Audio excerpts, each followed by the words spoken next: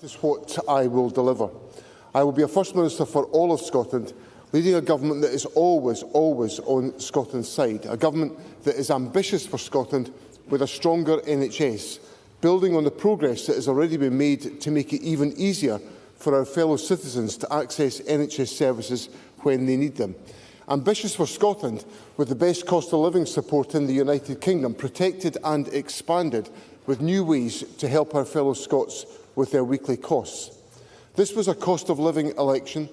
This was the #1 issue for voters across Scotland, and so I give this guarantee: I will be a First Minister focused on the cost of living, leading a government that is on the side of fairness, a government that will work to deliver a fair deal for all in our land who are struggling to make ends meet. And ambitious for Scotland because we as a government have a vision that can truly transform our nation and its prospects. The one real change that can take us from this decade and more of political chaos and economic stagnation within the United Kingdom to greater security and prosperity as an independent member state of the European Union. That's the fresh start that Scotland so badly needs, and, Presiding Officer, it is the future this Parliament can endorse this afternoon. Prosperity, fairness and security. As we begin this new journey of this new session of our nation's Parliament, these will be my watchwords. Greater prosperity for our nation, with a relentless focus on supporting innovation, on enterprise and doing all that we can to maximise Scotland's productivity and increase our levels of sustainable economic growth. That will mean rethinking the structures of the state, with more strategic regions empowered to make the most of the many economic opportunities and advantages that they enjoy. And there are many: diverse and vibrant cities, the breathtaking beauty of our landscape, fertile farmland, iconic industries and resource-rich seas. Reimagining the state as an enabler, with overly complex and cumbersome bureaucracy removed, unnecessary regulation that gets in the way of investment and job creation simplified. Regulation serves a vital purpose, but to work, it must be regulation that both protects and permits. Regulation that provides pathways, not obstacles, to investment, opportunity and growth. At the outset of this Parliament, I want to emphasise the centrality to the government I lead of achieving higher levels of sustainable economic growth. To do so, we will invest in our young people, who are the source and foundation of future success, and we will empower our educators. 150,000 apprenticeships will be put in place, teacher-pupil ratios kept as the best in the UK, more schools and colleges rebuilt or upgraded. We will also invest in essential infrastructure, necessary road improvements, including our commitment to complete the dualling of the A9 and the A96, new stations and ongoing electrification of our rail network, and investment of £4.9 billion to build thousands more homes that people can afford.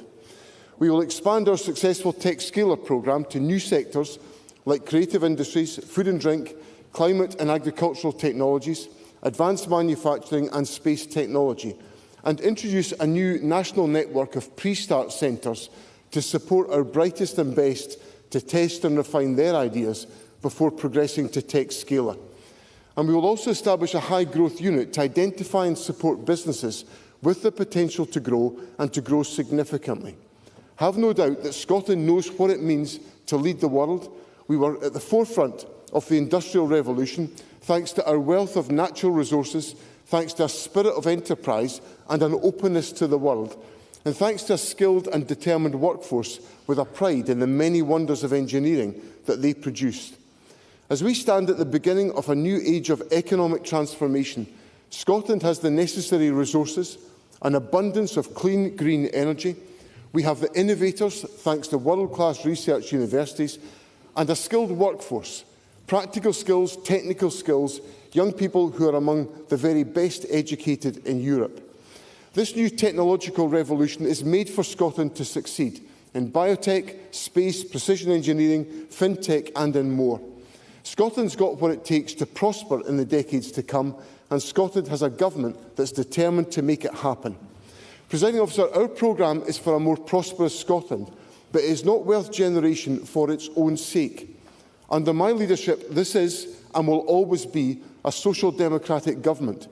That means it will be wealth creation for a purpose, to make our nation fairer, with those with the least given a helping hand by those with the most.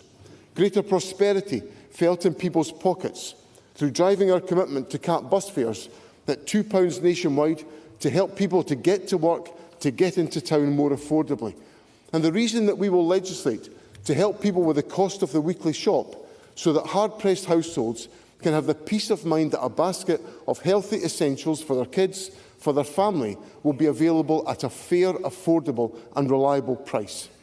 Greater national prosperity felt directly by the people that we serve, underpinning also our pledge to deliver more and more flexible childcare, to provide additional, more targeted support through an increase in the Scottish Child Payment to £40 a week for babies under 1. I know that raising children takes not only love, but also time and money. And I give this clear promise to Scotland's young families today. You have a government determined to help ease the burden and give you that bit more breathing space. And because we know the challenges that many renters experience in our society and the struggles they face as they seek to take the first step on the housing ladder, we will be there to offer a helping hand, support for first-time buyers of up to £10,000 towards their deposit. Policies with the real-world needs of our citizens at their heart, policies that will make life easier for many and our nation fairer for all. Fairness through a progressive taxation system and compassionate social security system, both possible because of new powers gained by this Parliament in recent years. And the more powers we have, and there will be more, the more we can achieve. Fairness, because we will not rest until every child in Scotland has the opportunity to succeed, regardless of the circumstances into which they were born. That is a big ambition, but child poverty has been a scourge in Scotland for far too long. It's been a weight around our necks, holding us back as a society because too many are unable to reach their full potential. And to have such deep poverty, such intergenerational poverty, in a land of such plenty is, let us be absolutely clear, morally wrong. We've made progress, and we should be proud of that progress. But we must now redouble our efforts so that child poverty can be eradicated from our land. Eradicated because our public services are working together effectively to support those in greatest need. Eradicated because our economy is growing and new resources become available to invest. Eradicated because of targeted interventions to increase income, reduce cost and create new opportunities for work and learning. Fairness also because we are resolute in our determination to pass on to the next generation a land that is more resilient in the face of climate change. Climate change and its effects remain the greatest challenge facing our planet.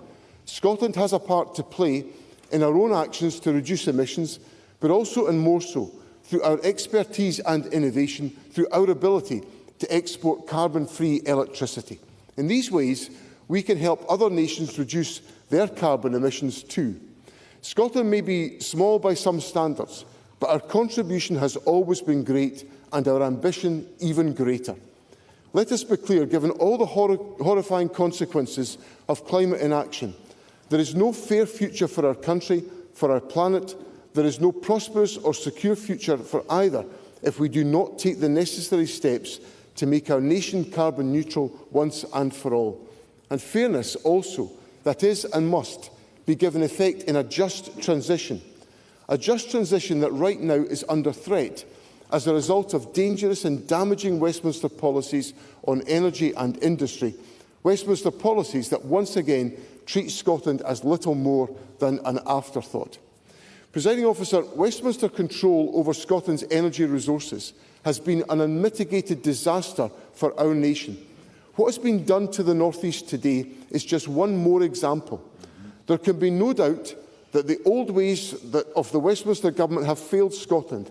So let us say loud and clear, for a just transition, for Scotland's energy wealth to fully benefit Scotland's people and communities, Scotland's energy must be in Scotland's hands.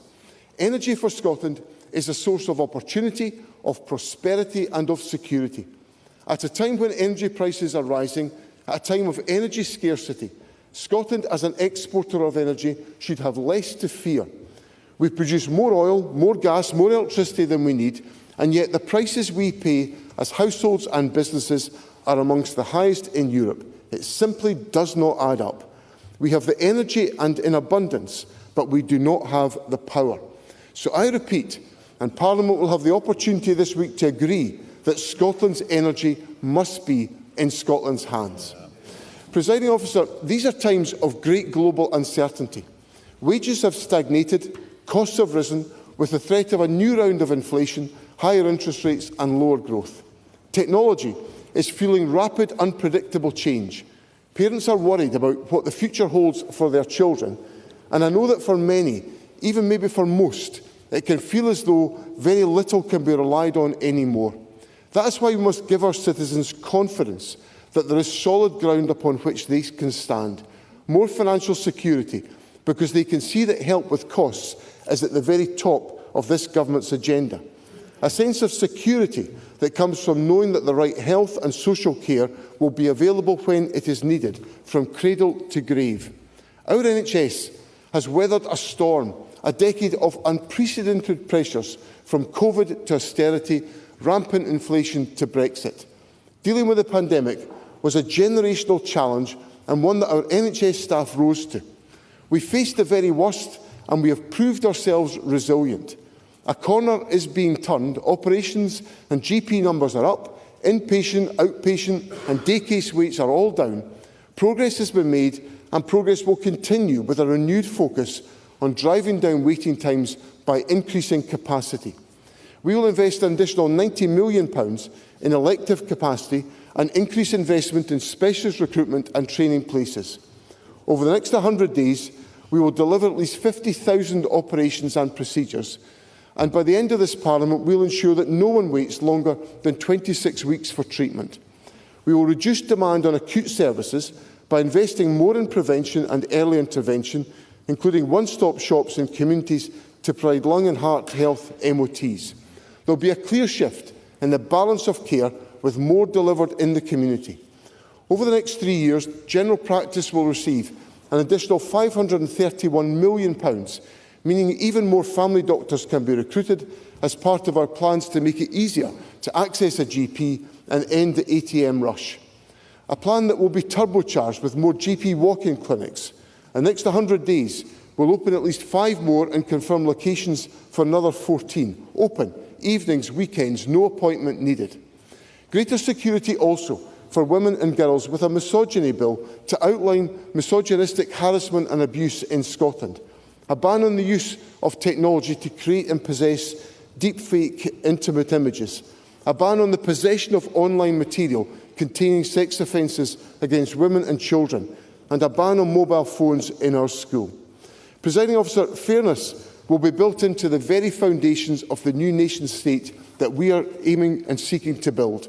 A Scottish Constitution that protects our NHS and guarantees the fundamental human dignity of each and every person in our land.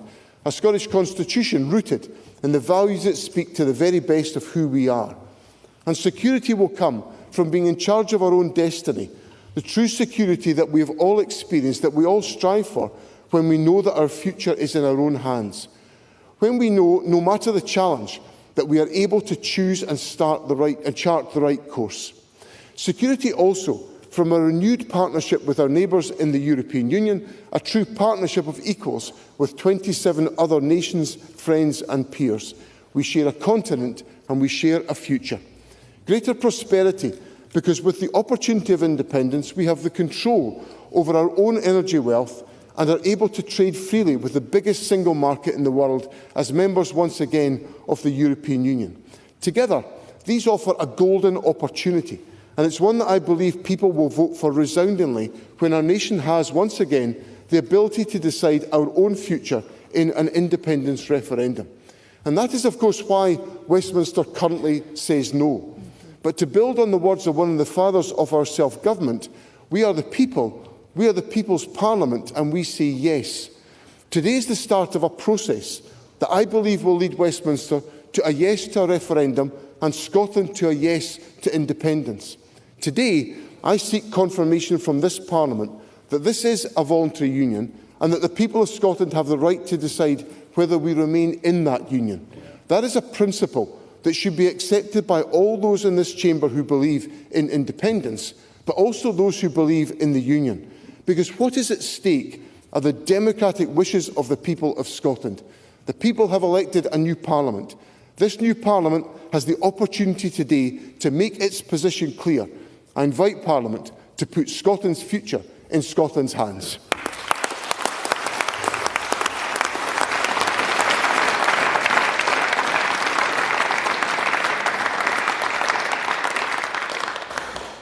Thank you, First Minister. The next item of business is a debate on motion 105 in the name of John Swinney on Ambitious for Scotland.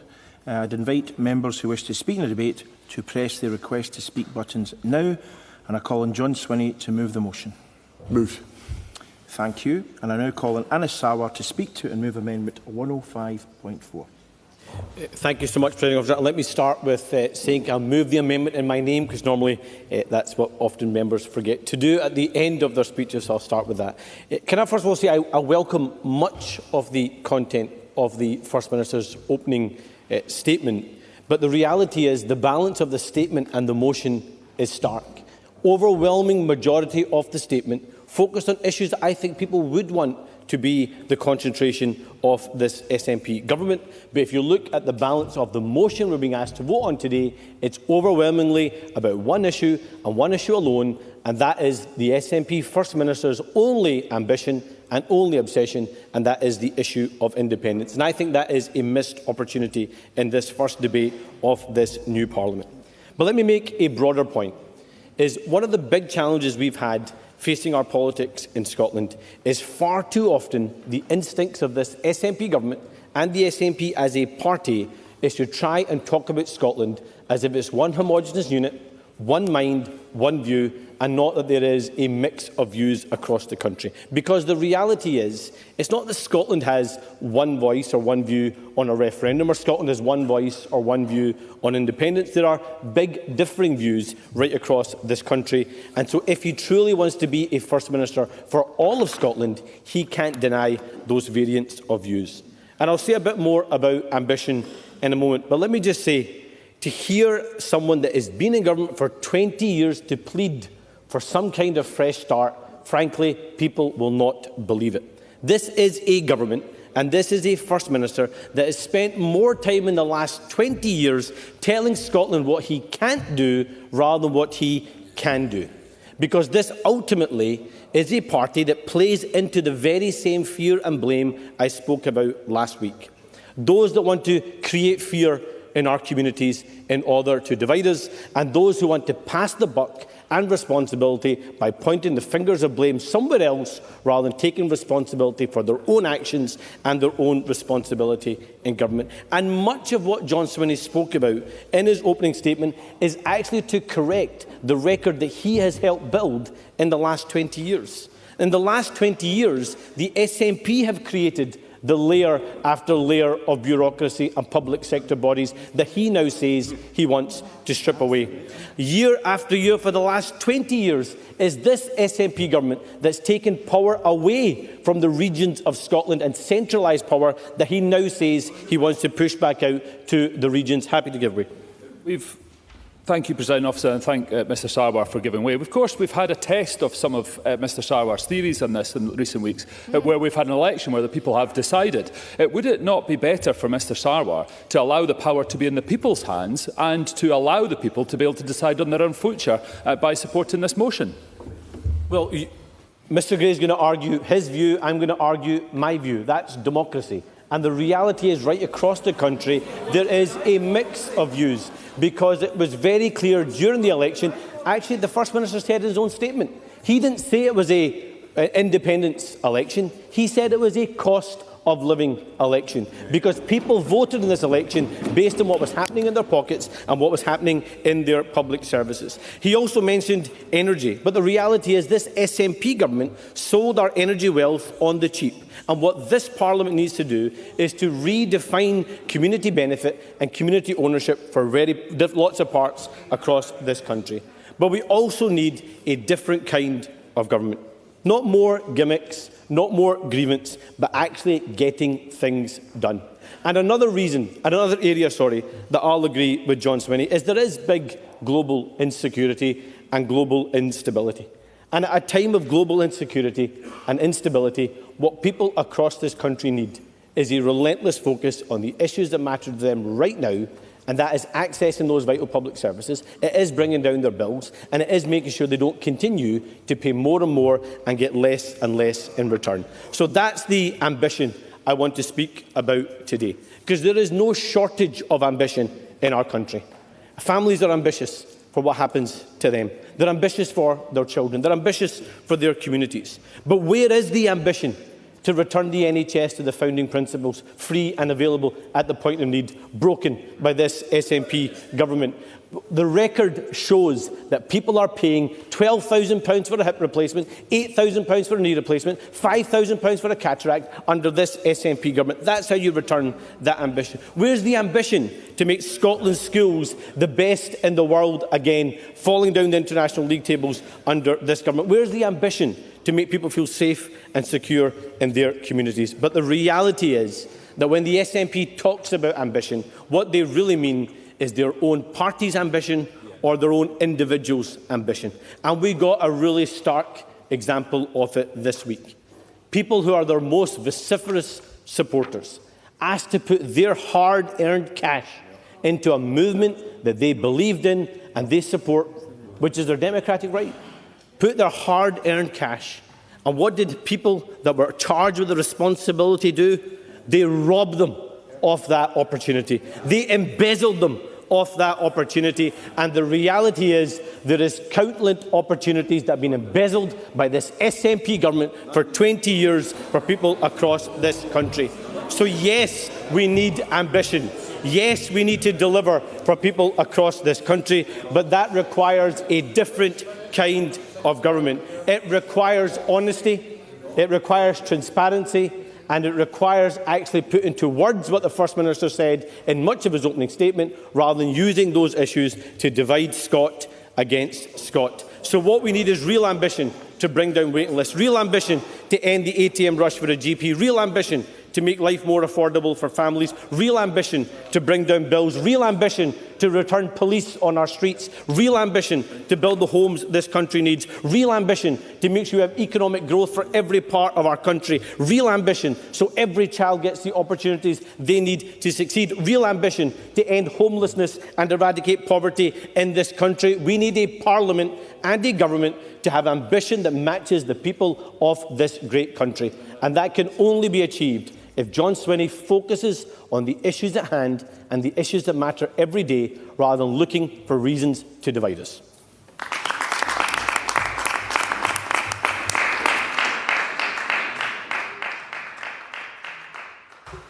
Thank you. Members who take interventions don't have the time taken from them, but it's still up to them whether or not they take interventions. I now call on Ross Greer to speak to and move Amendment 105.3. Thank you, Presiding Officer. I see Mr Sarwar's constructive and collaborative tone lasted about a week in this place. Clearly no lessons learned from that election. I move the amendment in my name, Presiding Officer. Every Green MSP elected to this Parliament was elected on a mandate to support the cause of independence. The gains that we made make this the biggest ever majority for independence in this Parliament. And we are here to assert that mandate because, of course, it's normal in a democracy that a parliamentary majority can pursue the issues that it's won a mandate from the voters on. But what we've seen throughout this campaign, what we're seeing this afternoon in Parliament, are increasingly desperate mental gymnastics from unionist parties who claim that we somehow don't have that mandate. We heard from the Labour Party during the campaign that their win in the 2024 general election in Scotland was a mandate against another independence referendum. But that only has any credibility whatsoever if you ignore the fact that they rejected the SNP's equivalent mandates in 2015, 2017 and 2019. We've heard the once-in-a-generation line, that it's not yet been a generation. I would ask those, not quite yet, I would ask those who use that particular line to reflect on the fact that 800,000 people were old enough to vote at the election just a few weeks ago, but who were not old enough to vote in the referendum in 2014? Is it really credible to continue with that line that it's not yet been a generation? I absolutely respect the cause of unionism. I respect those who disagree with me and my party on independence. It's important that unionists are well represented in this Parliament. But whether we are for or against independence, surely everyone who sits in this place should be a Democrat. And democracy is not a one-off event. The public are no more bound by the vote in 2014 today than this Parliament is bound by its predecessors. Democracy is a system that we live in every day of our lives. And this debate, I think, requires some honesty. Is this a voluntary union? Was it only a voluntary union until 2014, but it's not anymore? We've got to wonder why people are so angry and cynical. Well, it's because of these anti-democratic games that are being played. I don't expect the Labour Party in particular to have some kind of Damasian conversion to the cause of independence, but I would expect respect for Scottish democracy and Scottish voters. So I credit Paul Swinney for making suggestions, for being open to a conversation about how we can move forward on the constitutional question. I would say that the best time to have that particular debate was a decade ago, but I welcome that there are some in the Labour Party open to having it now. I will take Mr Hoy's intervention. Mr Greer for taking that intervention. If he believes in democracy and giving voters a choice, why did the Scottish Green Party stand in so few constituencies? Mr Hoy may have missed it, but the Scottish Greens gave every voter in Scotland the opportunity to vote for us, and far more of them chose to do so than chose to vote for the Scottish Conservative Party. As I said, Presiding Officer, I respect the arguments for the Union and against independence, but I can't respect the increasingly desperate ways that are being used to justify denying giving the people of Scotland a choice over our future. The Scottish Greens have always believed that independence is the best choice for Scotland, not as an end, but as a means to a greater end. It's our route back into the European Union, to undo the incredible damage that Brexit has done and to regain our European citizenships. It would give us the power to tackle poverty through things like minimum wage laws. It would give us the full fiscal powers that we need to invest in the infrastructure that we really need to have thriving communities and a successful economy. It would give us power over our energy systems, where we can make the switch from an energy system, an energy regulation system that just maximises the profits of a handful of companies, and towards one that actually provides affordable energy for everyone. The independence movement of 2014 grew support for our cause by focusing on that vision, by focusing on what we can achieve with the powers of a normal nation. In the 12 years since, though, I've got to be honest, I do think that far too much of our focus as a movement has been on process rather than on the cause and that vision itself. And we know that much of this is in Westminster's hands. We believe that's wrong, but it is the reality. And we should focus on what we can change, and that's public opinion. There's currently a marginal lead for independence in the polls, but I think we can concede it is basically 50-50. And the best way... No. The best way to grow support for... no, Mr Kerr. The best way to grow support for Scottish self-government is to do self-government well, to maximise the use of the powers that we've got. That's the focus of today's Green Amendment. The powers of this Parliament are limited, but we have not yet exhausted them. In 2014, we grew support for independence by tying it to that sense of hope and optimism. I don't feel that there's a lot of hope and optimism in Scottish politics right now. There is a deep sense of frustration with our public services. We have a lot to be proud of from the era of devolution. This is the only part of the UK where child poverty is actually falling, for example. But too many reforms have been delayed and deferred, most obviously to the council tax. But in other areas, on housing, of course, if we had the borrowing powers of a normal nation, we could build far more. But what we can do right now is set standards to cut bills through energy efficiency for new builds in particular. We can use the rent control powers that this Parliament passed just a few months ago to help people save and keep a roof over their head. Our health service is crying out for reform, some of them major and structural, others very simple. People just want the services that they rely on every day to work. They just want someone to pick up the phone at their GP surgery when they call it. When it comes to our environment, there's no need to wait for independence to clean up our rivers and our lochs.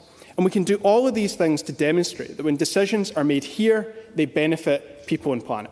We can grow support for full self-government through independence by maximising the use of the self-governing powers that we have right now.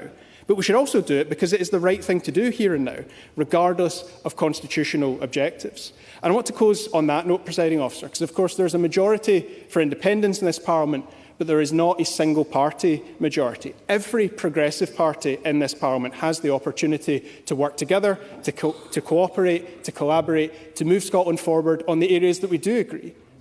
The vast majority of members of this Parliament agree on the need for us to eradicate child poverty. A vast majority of the members of this Parliament agree on the need to take action to tackle the climate emergency.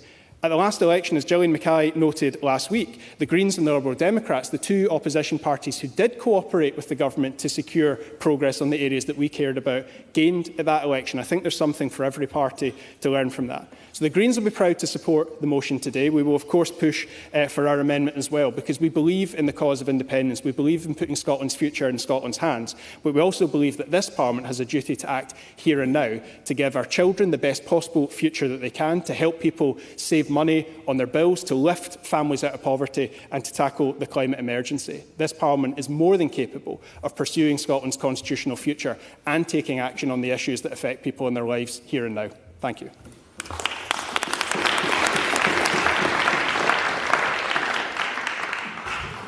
Thank you. Before I call the next speaker, I'll just remind members who wish to speak in this debate to press their buttons. Not everyone has so far. I now call on Russell Finlay to speak to and move Amendment 105.2. 5 minutes, please. Thank you, President Officer. I begin by moving the amendment in my name about our ambitions for Scotland. So here we go again, the first debate of the new parliamentary term. But it's not about the NHS, with patients stuck waiting for years in misery and agony. It's not about education, with pupils told to accept mediocrity and classroom violence. It's not about Scots being forced to pay more and more tax to bankroll the SNP's out-of-control benefits bill. Nor is it about the betrayal of Scotland's oil and gas workers by two governments, SNP and Labour. And it's not about any of these important issues, because John Swinney, of course, only believes in one thing: breaking up the United Kingdom. He's holding Scotland back, stuck in the grip of constitutional paralysis.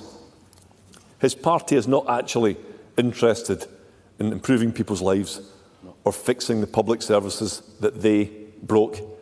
For them, that's too much like hard work. And of course, the SNP will never be honest about the financial cost of independence. If they ever got their way, Scotland would face a funding gap of £26 billion. Shocking. Scots would face extreme tax rises, while public services would be cut to the bone. Presiding Officer, the timing of today's debate is comical. Today, of all days, John Swinney is banging the independence drum when the news agenda is dominated by his party stealing money from their own members and supporters. Money the SNP promised to ring-fence for independence. And here we are, just 24 hours after Nicola Sturgeon's husband, Peter Murrow, admitted using over £400,000 of stolen money to fund their lavish lifestyle. Presiding Officer, in 2021, John Swinney went onto the BBC and publicly dismissed valid concerns about the SNP's finances. Nicola Sturgeon also told those with concerns to stay quiet. And when questioned by police, she repeatedly said, "No comment." The tactics of organised crime. And today, John Swinney, today of all days, John Swinney reckons the SNP can be trusted to take full control of an independent Scotland and our nation's finances. The same John Swinney who didn't have a clue that his childhood friend, who he appointed SNP Chief Executive, was plundering their own party. You would need to have a heart of stone not to laugh. The painful lack of self-awareness on the SNP benches. Does John Swinney not see how this sounds to people who despair at what this Parliament has become? The sad truth is, Presiding Officer, that John Swinney is never, ever going to change. We shouldn't hope for any change at all. But the Scottish Conservatives will always stand up to and call out this nonsense. In 2014, the people of Scotland said, no, John Swinney's never respected their vote. He should know the law is clear. The Parliament does not have the power to hold a referendum. Nicola Sturgeon went to court on this. She spent hundreds of thousands of pounds, taxpayers' money this time, and she lost. And in the most recent Scottish election, more voters backed unionist parties than those supporting separation. Yet none of these facts matter to John Swinney and the SNP. Presiding Officer, I've recently spent time in Aberdeen along with our UK party leader, Kenny Badenoch, and we see the damage being inflicted in Scotland's oil and gas sector, with thousands of jobs being lost. Labour don't care. They remain against new drilling. So here's my challenge to John Swinney today. His party still has a presumption against new oil and gas licences. So let's send a message of support to the oil and gas workers, a call to action, end the SNP's opposition, get Britain drilling again, and drop the damaging independence obsession.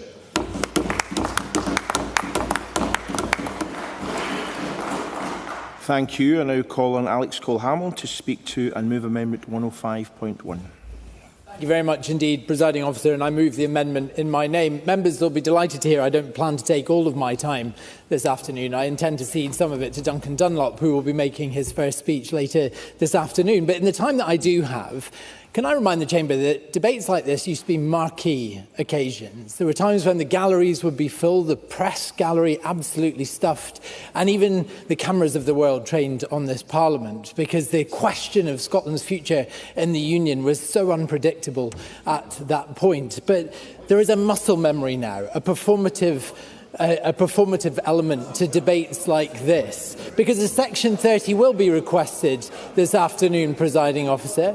A Section 30 will be requested and it will be declined.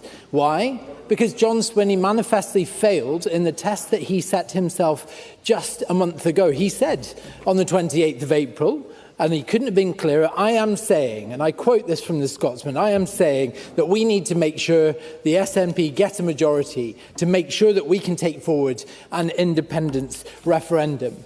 Presiding Officer, 59% of the general public, the voting public, disagreed with that assertion and voted for parties in this chamber who did not back a second referendum. It is only because the vagaries of our voting system, the gaming of the system by the parties of independence, that we are now in this situation. I will briefly take an intervention from Ross Greer. I remember in the last session of this Parliament where we pointed out that the pro-independence parties had won not just a majority of seats but had won a majority of votes, and Mr Cole-Hamilton had to come up with a whole new reason against a mandate for a referendum at that point. So why do the goalposts keep shifting? Presiding Officer, Ross Greer is celebrated as one of the brightest members of this Parliament, yet basic arithmetic seems to be escaping him. 59% of the public is bigger than 41%. I think he should consult his maths teacher. And as such, because they have failed in this effort, that is now a covenant that the First Minister tried to establish with the people, which must be set aside, because a Section 30 order is not going to build a new hospital in Shetland. 18 months of campaigning around the Constitution is not going to duel the lethal A9 any faster. Identifying offices for embassies and high commissions overseas for a future independent Scotland is going to do nothing to reduce child poverty. And the interminable debates about what currency an independent Scotland would or would not adopt are going to do nothing to instruct an independent review that is so vitally needed for maternity services in the far north of Scotland. In all truth, Presiding Officer, we have never, as a chamber, since the SNP came to power, fully flexed the muscles of devolution, fully flexed one of the most empowered, devolved nations in this world to address the things that all of our constituents have decidedly sent us to Parliament to discuss. On the cost of living emergency, I'll give him his credit. The First Minister did touch on the cost of living emergency. This was a cost of living election, but nothing about 18 months of debate around the Constitution is going to make people's homes warmer by instructing that emergency programme of home insulation that we need. It's not going to address the crisis in our social care system, which is keeping 2,000 Scots in hospital who neither need nor want to be there but can't get home for want of a social care package. It's not going to lift up education, and it's not going to... I don't have time. And it's not going to... You do have time. OK. I'll take an intervention from Nick. Oh. Giving way. One of the fundamental challenges we face in social care is the recruitment and retention of workforce. And that is a particular conspicuous challenge in our Highlands and rural communities. Is that not a convincing argument for powers over immigration to be devolved to this Parliament? I do not disagree with Mr Arthur that Brexit's been a disaster for social care, but it would be a lot easier to fix social care if his government paid people more to work in it, or gave them key worker housing that addressed the shortage of housing in the Highlands and Islands that he discussed. So he's got a nerve to raise that with him. And we need to get Scotland moving again, presiding officer. Just last week, this nation was embarrassed when the technology of the 19th century came to the aid of passengers of the 21st century, because the Clyde paddle steamer, the Waverley, had to rescue passengers because of a Calmac vessel broken down. This is a microcosm of the inadequacies of this SNP government. Taking time for parliamentary debates like this does nothing to serve our constituents. No wonder they do not have the attention or the trust in this Parliament that they used to, because they just don't believe that they can deliver for it. Thank you. And I now call on Malcolm Offord. 8 minutes, please. Thank you, Presiding Officer. So, here we go again. Welcome back to Groundhog Day. Doesn't the SNP just love debating matters which are reserved to Westminster instead of doing the day job? Is there any wonder why 2 million Scots did not vote in this election? We'll start again. Is there any wonder why 2 million Scots did not vote in the election on 7th of May? Presiding Officer, Holyrood controls 60% of the spending in Scotland. Moreover, control over devolved matters in this chamber controls 80% of daily life in Scotland. Our schools, our hospitals, our roads, our policing, our communities. That is what hard-working Scots want this Parliament to focus on, how to build prosperity for families and communities. No endless debates on this never-ending question. So why does the SNP indulge itself by continually debating matters reserved to Westminster? And, Presiding Officer, we all know why. It's something called a deflection strategy, because they don't want to focus on the track record of what they've done in their day job, the fact that our economy is anaemic and promotes welfare over work, the fact our taxes are too high and provide a disincentive to productivity, the fact our planning is so bad that SMEs are shutting down, the fact that in healthcare 93% of Scots say that it needs reform, the fact that in education our schools have gone from outstanding to average with the attainment gap widening, the fact that in jobs and skills we have 750,000 adult Scots not working, yet we bring in 300 welders from the Philippines to work in our shipyards, the fact that community cohesion is breaking down in our most vulnerable communities. That is why 2 million Scots did not vote. There's no point, is there? Because nothing changes. All we get is managed decline and mid-table mediocrity, scunnered by the SNP. Never their fault, always victims. Well, let's turn to this motion about Indie Ref 2. The First Minister asked a question, is the UK a voluntary union? There's never been any doubt about that being a voluntary union. Margaret Thatcher made it very clear to Alex Salmond that the UK was a voluntary union. She said to him she didn't want the UK to break up, but if he delivered that there was a democratic mandate for the Scottish people to leave the UK, they can leave the UK. And the Tories have got themselves in a mess on this because all they say is no, ever, always no to another referendum. Yes, sir. What's the democratic mandate? I will address that point. I'll give you the exact numbers on that, because that is a key point. That is an absolutely key point, and that's what we're going to come to in this discussion. Even in 2016, after the EU Brexit, the leader of the Tories, Ruth Davidson, said it was unconstitutional to say there will never, ever be another referendum. We can't sit in this chamber and say there will never, ever be another referendum. But we can say in this chamber that right now, there's no appetite for the Scottish people to have such a thing. And we should at least be saying to ourselves that for at least 10 years we should not be talking about this, because this Parliament should focus right now on devolved matters to make Scotland the most successful part of the UK. Yes, I'll take the intervention. I thank Lord Offord for giving way. In this chamber, he promised the smack of firm opposition. So why is there no reform amendment to this woeful SNP motion? The answer to that question, Mr Hoy, is we don't believe we should be debating this matter. We don't believe. We don't. This is a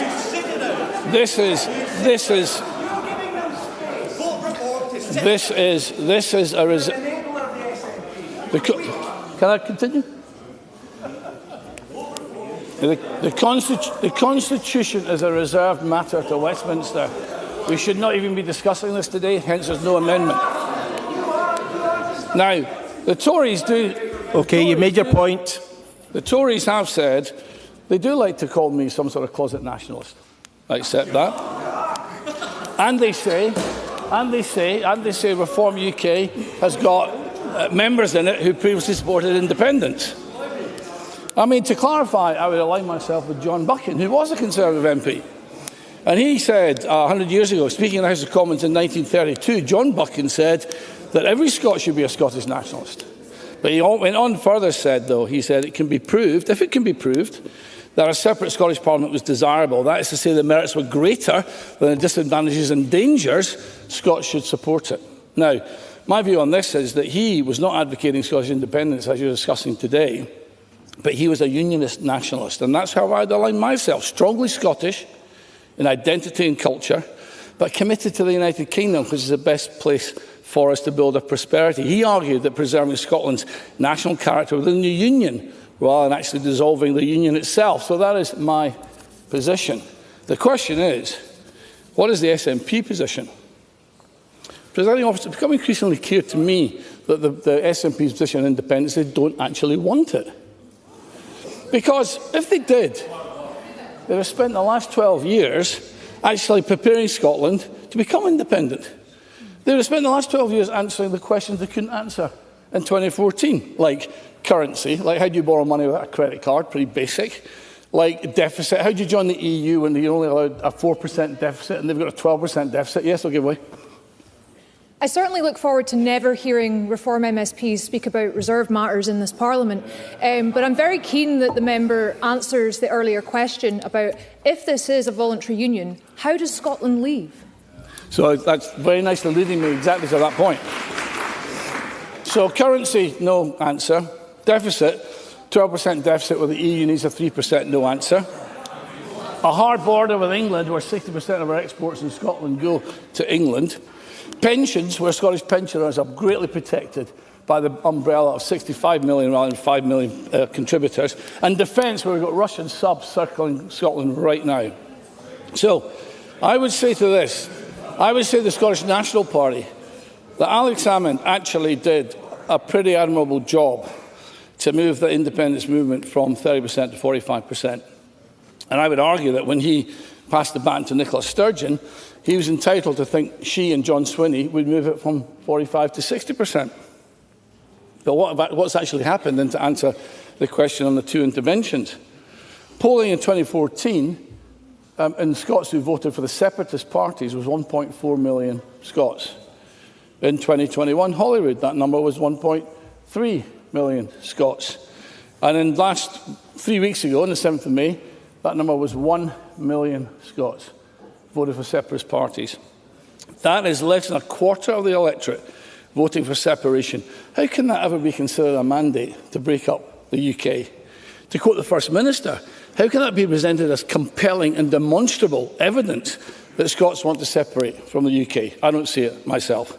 I'm just going to finish with this little anecdote. When I was a Scotland Office Minister, I went to the Arctic Assembly in Iceland, and my job was to shadow Air Miles Angus Robertson to every meeting he went into. I had to go in afterwards as he ran around the world telling everyone how monstrous Westminster was and wouldn't let Scotland go. The Icelandic Prime Minister said to me, Mr Robertson's just been in and complained about you being nasty to him and not letting Scotland have independence. And I said, look, in my reckoning, Norway went independent in 1905, and they had a 96% vote in favour. She said, yes. I said, you in Iceland, you went independent in 1944, and you had a 98% vote in favour of independence. I said, well, we had a vote in 2014, and only 45% of people voted for independence. She said, it's difficult enough to launch an independent country with 96%, but you can't do it with 45%. The fact is, the majority of Scots do not favour separation. And this debate is just a 5-year rolling performative ritual. And I would say the SNP have only got themselves to blame for this. I think in the future they'll look back in the last 25 years of government and wonder why on earth they didn't actually advance the cause by making Scotland Indy ready. Instead, all they ever did was talk and blame Westminster. Same old SNP, always victims.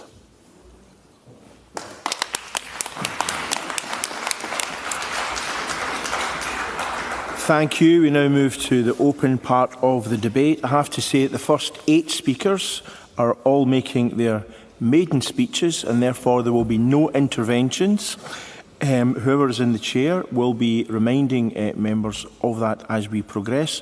And the first person to speak in the open debate will be Kate Campbell, a generous 7 minutes.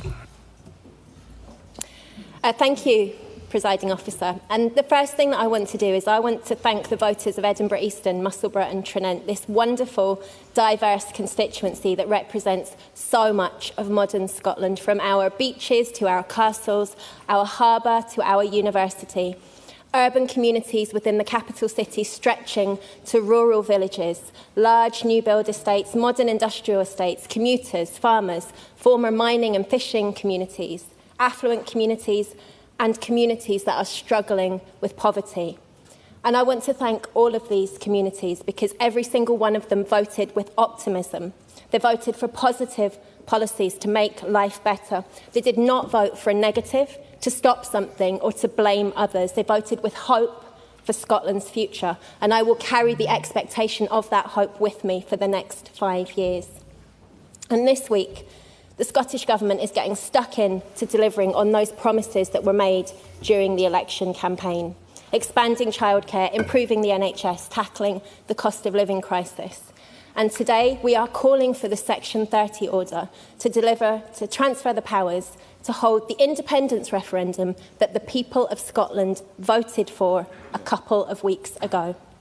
We have the highest number of pro-independence MSPs this Parliament has ever seen, and today a majority of MSPs will call for that Section 30 order. And if the Unionist parties want to call this a voluntary union and say that we are a functioning democracy, then they too must support the transfer of those powers so the people of Scotland can choose their own future, because that is what they voted for.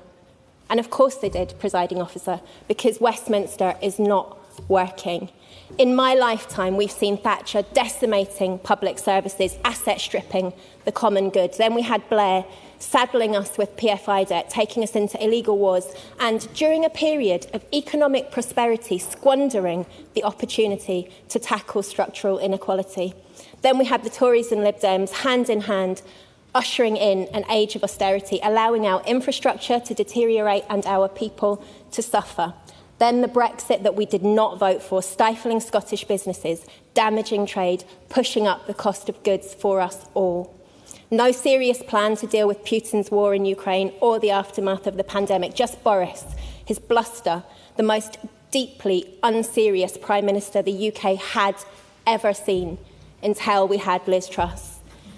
Taking a wild gamble, skyrocketing government borrowing costs and skyrocketing mortgage costs for ordinary people who were already suffering. And now Now we have a Labour government absolutely paralysed with fear to do anything, clinging to power for power's sake, a technocratic regime with no vision, no ambition and no sense of mission to make life better for the people who need it the most, lacking in leadership as Trump derails the global economy, instead descending into internal psychodrama when the people need them the most. And looming on the horizon, we have Farage, best friend of the billionaires, who wants to privatise the NHS and who wants to blame migrants for the cost of living. Well, let's put on the record today, presiding officer, it is not migrants who've created the cost of living crisis. It is successive failure.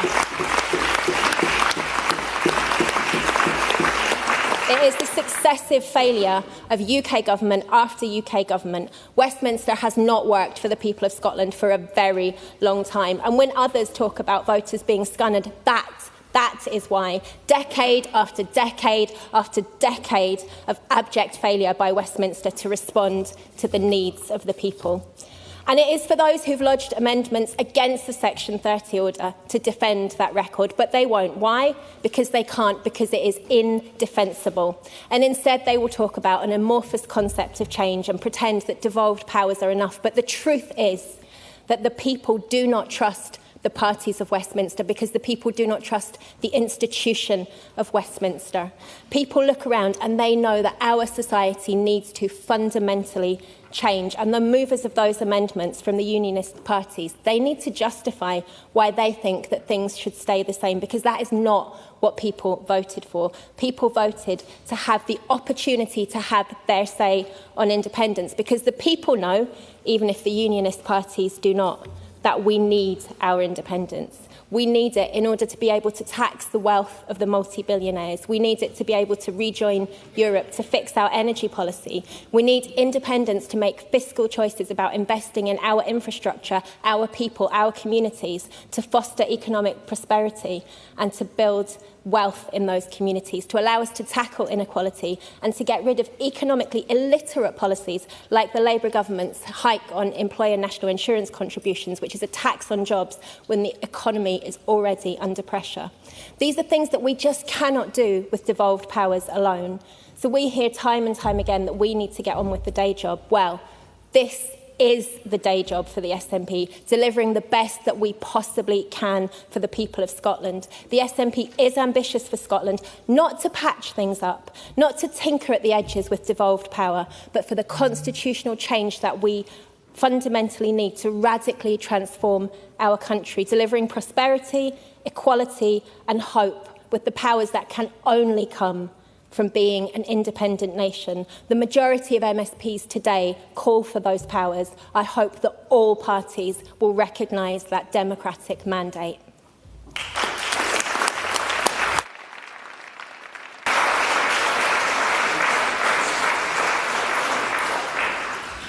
I call Donald McKinnon for their first speech.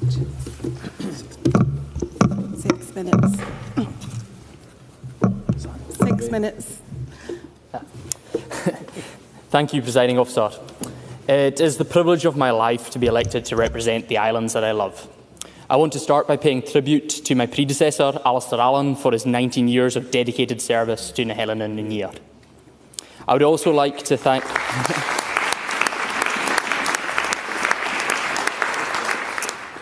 I would also like to thank all those who supported me to get here, those who voted for me, all the volunteers who knocked on doors for me, and not least our Scottish Labour MP, Torquil Crichton, who was by my side throughout the campaign. For the first time since 2005, our islands are represented by a Labour MP and a Labour MSP, a team working together for our islands. I am disappointed that the Government has tabled this motion and has made the first action of this new parliamentary session to talk about independence.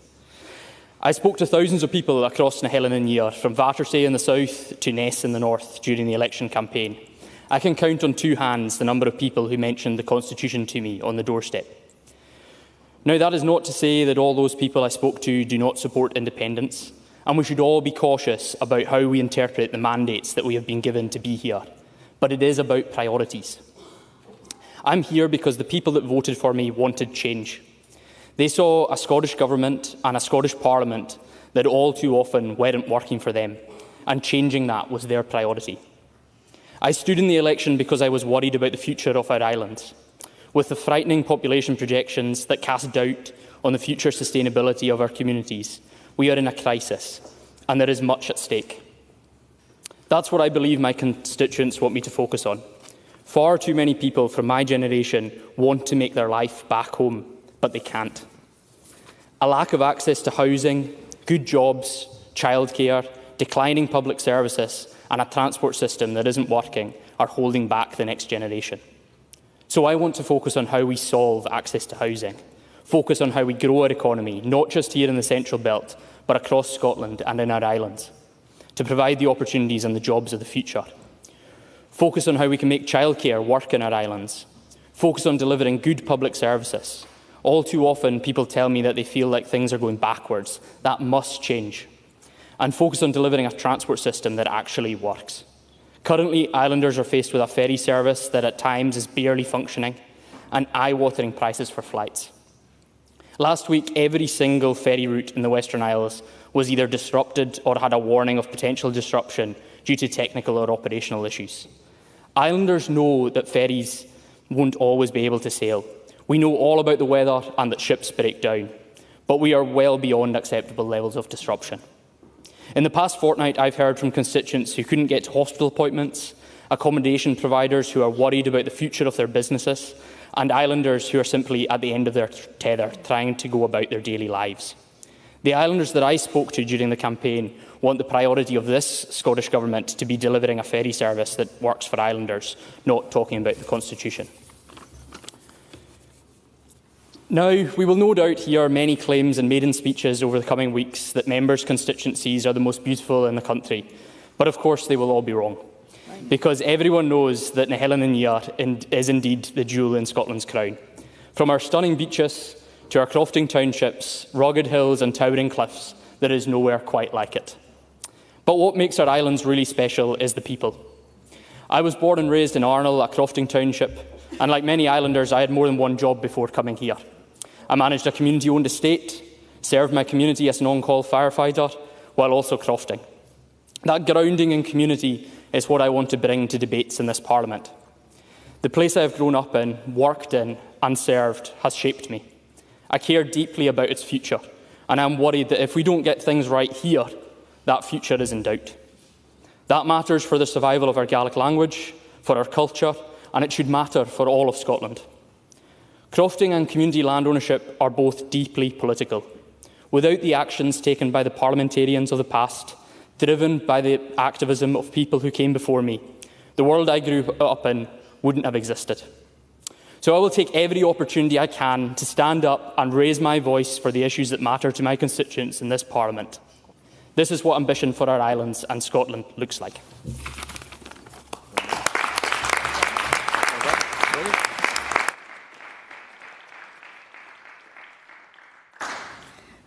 I call Lloyd Melville for their first speech. I couldn't hear that. Up to 7.5 minutes. Thank you very much, Deputy Presiding Officer. It is a privilege to make my first speech in this debate, and let me start, as others have done, by thanking my predecessors, Graham Day and, of course, the late Andrew Welsh, who are both formidable voices for their communities and for Scotland.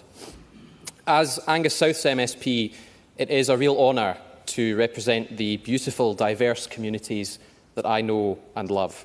My pledge is to always put my constituents' voices at the heart of everything I do in this place. Presiding Officer, this debate is about ambition, and ambition begins at home. Members may know that the Declaration of Arbroath was written and sealed in my constituency. It was a statement of Scotland's nationhood, but also of Scotland's confidence, the belief that this country had the right to determine our own future. This Parliament was an ambition once too, the ambition to bring power closer to home. People campaigned for it, argued for it, marched for it and voted for it. And now it is here, in the words of the late Winnie Ewing, a Parliament that we can build a dream on. Now, I have not known a Scotland without this place. That's a privilege for me, but it is also a responsibility to ensure that this Parliament lives up to the ambition of those who fought to bring it into being. Presiding Officer, when we talk about ambition, we so often talk about the destination, the Scotland that we want our children and our grandchildren to inherit. But ambition doesn't begin at the destination. It begins with bairns waking up for school, looking forward to another day of learning. It begins with parents working hard to give their family a better life. It begins with young people able to get to university without tens of thousands of pounds of debt. Our ambition for Scotland should match the talent, wealth and energy of Scotland itself. That means no longer accepting a system where our resources are abundant but our powers are limited, where our people are ambitious but our choices are constrained. The mandate given to this Parliament is not just to talk about ambition, it is to act on it, in people's lives, here and now. But a mandate is not just a number on a chart, it is not just a line in a motion, it is built from conversations, on doorsteps, on high streets, in schools, community halls and homes across the country. Over the last year, I spoke to thousands of people across Angus South. In our towns, villages and glens, I listened to people tell me about what they worry about, what they hope for, and what they want Scotland to become. And what people told me was clear. They want a government that understands daily life, a government focused on improving it, a government with the ambition to match their own. And that is exactly what this SNP government will be. A government that understands that ambition is not a word and a motion. It is what people are trying to build at home, at work and in their communities. In the business able to grow, in the farm able to keep producing, in the family able to pay the bills, and in the young person who can look at Scotland and see a future as ambitious as them. That should not be beyond us. A country with our talent, our resources and our energy should be able to give its people security and opportunity.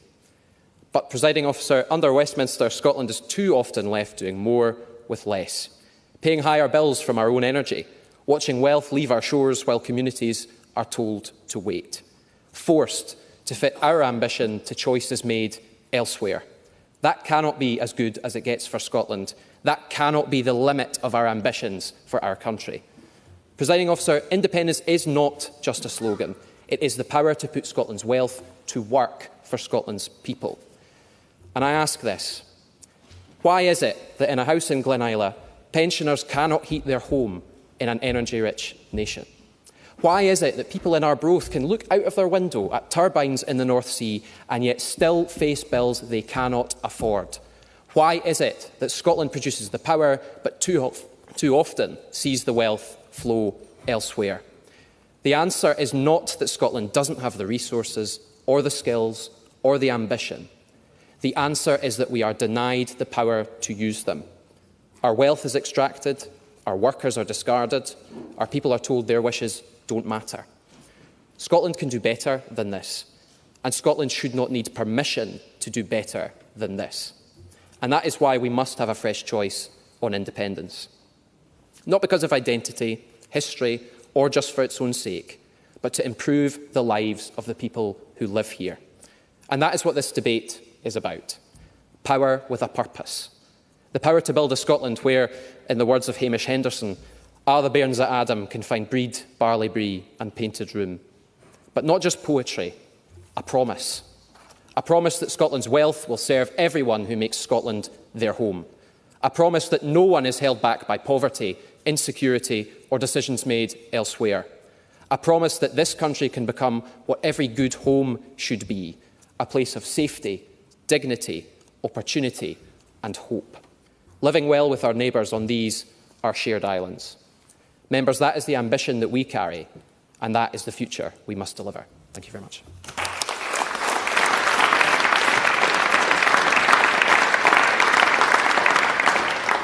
I call for their first speech, Patricia Gibson. Thank you. I am delighted to be called to deliver my first speech in our national parliament, and how fitting it is on this very issue which brought me into politics in the first place. Ambition for Scotland, and the very normal and simple principle that the people of Scotland are the only people who should make decisions about the country in which they live. First of all, I'd like to pay tribute to my predecessor, Ruth Maguire, She served in this place for 10 years, a truly kind and thoughtful person of whom I am very fond. And I wish her well and extend my best wishes to her husband Peter and her beloved girls as she begins the next chapter of her future.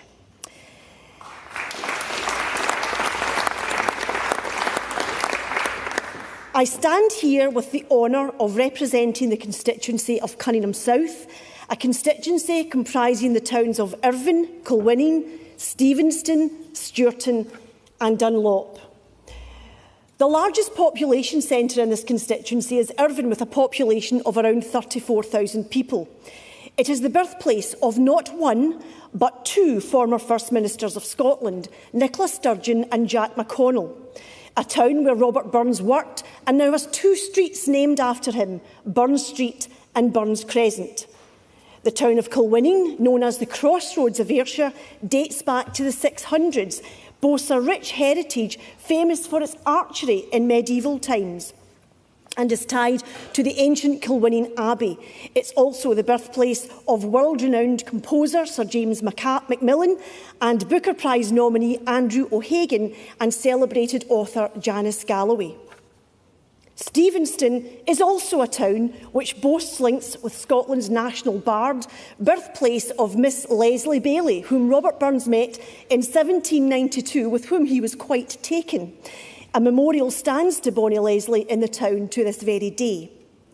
Moving from north to east, Stewarton is a thriving town dating back to the 12th century, where Robert Burns' uncle helped guard the Stewarton Lay Church graveyard against body snatchers. And last, but by no means least, is the picturesque town of Dunlop, famed for its cheese, the Ayrshire cow breed and the beautiful Dunlop Parish Church dating back 400 years. And that is the diverse range of towns I now have the honour to represent. As for the motion before us, the election a couple of weeks ago indicated that the Scottish public have placed their trust in parties that fully support an independent Scotland. This is the most pro-independent parliament we have ever known. And independence is a normal state of affairs, and it will serve Scotland as a means to fully realising her ambitions. It is the means through which we can build the fairer, more compassionate, more just Scotland we all want to see. The reality is that unless we are unshackled from a failing Westminster system, decisions will not be made in the best interests of the people of Scotland. For example, Scotland has the energy, but we do not have the power. As a result, Scotland's energy wealth has flowed to the London Treasury, whilst in Scotland we pay some of the highest energy bills in Europe, and that is not good enough. Scotland needs the power to harness her own resources for the benefit of the people of Scotland. Since the dawn of devolution, we have come so far. Free university tuition based on the ability to learn, not the ability to pay. Expanding childcare, free prescriptions, minimum unit pricing, making inroads and tackling child poverty through the Scottish Child Payment and other measures. But there is so much more to do to improve the lives of the people of Scotland. And the ambition for Scotland on the SNP benches knows no limits and can be delivered as a fully fledged independent Scottish nation. We know that other small independent nations can thrive and prosper, yet no other small independent nation has the vast resources that we have in energy-rich Scotland. In energy terms, Scotland has hit the jackpot. For Scotland, as an independent nation, the sky truly is the limit. Moreover, let's not forget, Scotland has 1/3 of Britain's landmass, half its territorial waters, over 60% of UK fishing zones, 98% of oil reserves, 63% of natural gas, a quarter of Europe's offshore wind resources, and 90% of the UK's fresh water. To be honest, if I was a member of the UK Westminster establishment, I wouldn't want Scotland to leave the Union either. But this must be a matter for the people of Scotland. It is time for us to break the constitutional logjam and give the people of Scotland the right to determine their own future. Democracy is not an event, it is a process, and it is a process in which the people of Scotland have a sovereign right to assert their views. Those advocating for the union have repeatedly failed to articulate what the route out of this union is, because they cannot. Their arguments are exhausted, and all they have left is stonewalling and attempts to trap Scotland in a union that simply does not work for Scotland. Opponents of independence seem to pretend not to realise or understand that independence is a means to pursue the highest ambitions for Scotland. They argue that instead we should focus on issues like the cost of living, but we do. But what those supporting the union are really asking us to do is to continue to tackle the big challenges facing Scotland with one hand tied behind our back in order to appease vested interests, and we will not do so. It is time to put Scotland's future in Scotland's hands, where decisions are made in Scotland for the people of Scotland, and that is why this motion seeks to devolve powers to consult with the people of Scotland on this vital issue. Then we can truly unleash Scotland's potential as an independent country to better support and improve the lives of all our people.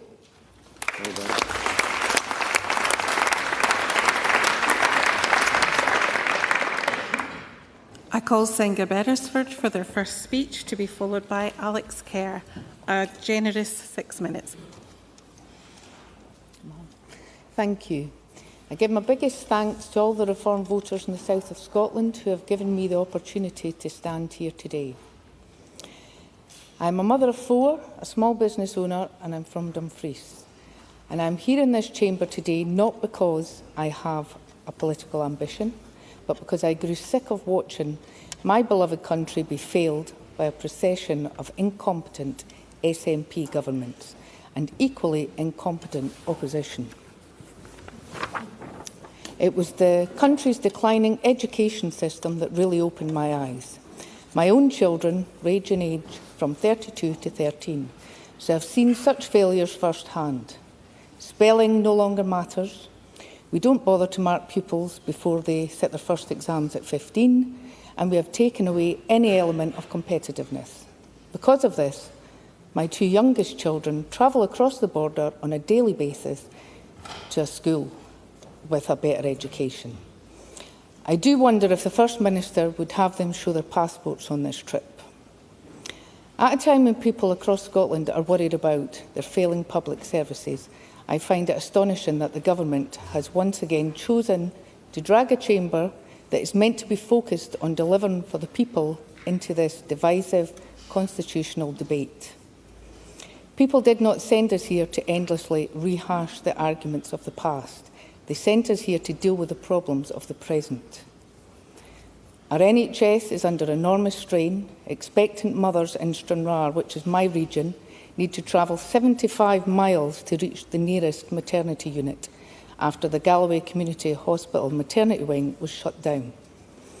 A constituent even told me that his mother was sent to Liverpool for an operation because our services are so backlogged this side of the border. It seems the SNP want to throw stones at the UK, but are all too happy to accept Westminster's help when their failings are becoming too extreme. Small businesses are being crushed, and the hospitality sector sees restaurants and pubs closing daily. These are not just opposition talking points, these are the lived realities of people across Scotland. The people that this government are tasked to protect, yet instead of focusing on fixing the problems they created, they want to spend parliamentary time debating independence. Why? Because constitutional grievance is easier than government responsibility. You see, this government wants to distract and subvert so that it does not need to answer for its abysmal record. Let us remember what they told the Scottish people. If they secured a majority, they would claim a mandate for another independence referendum. Well, the Scottish people have gave their verdict, and they did not give this government a majority. Not only did they fail to secure that mandate, but over 60% of voters voted against them. And that matters. In a democracy, mandates cannot simply be invented after the fact because a government dislikes the outcome. If this government respected the will of the people, they would recognise that voters are exhausted by constitutional obsession and want this Parliament to focus on the day job. And frankly, after 2 decades in office, this government should have enough confidence in its own domestic record to defend it. But instead, every time pressure builds and standards fall, we see the same playbook rolled out once again. Change the subject, reignite division and whine about the Constitution. Well, I think Scotland deserves better than permanent campaigning. People want competent government. They want outcomes, not distractions. Leadership is about priorities, and the Scottish people made their priorities clear with the majority voting against separation, against division and against expensive referendums during a cost of living crisis.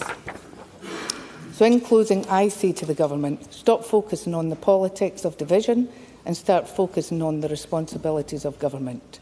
And on behalf of the 62% of people who voted against you, just do your job and stop wasting everybody's time. Thank you.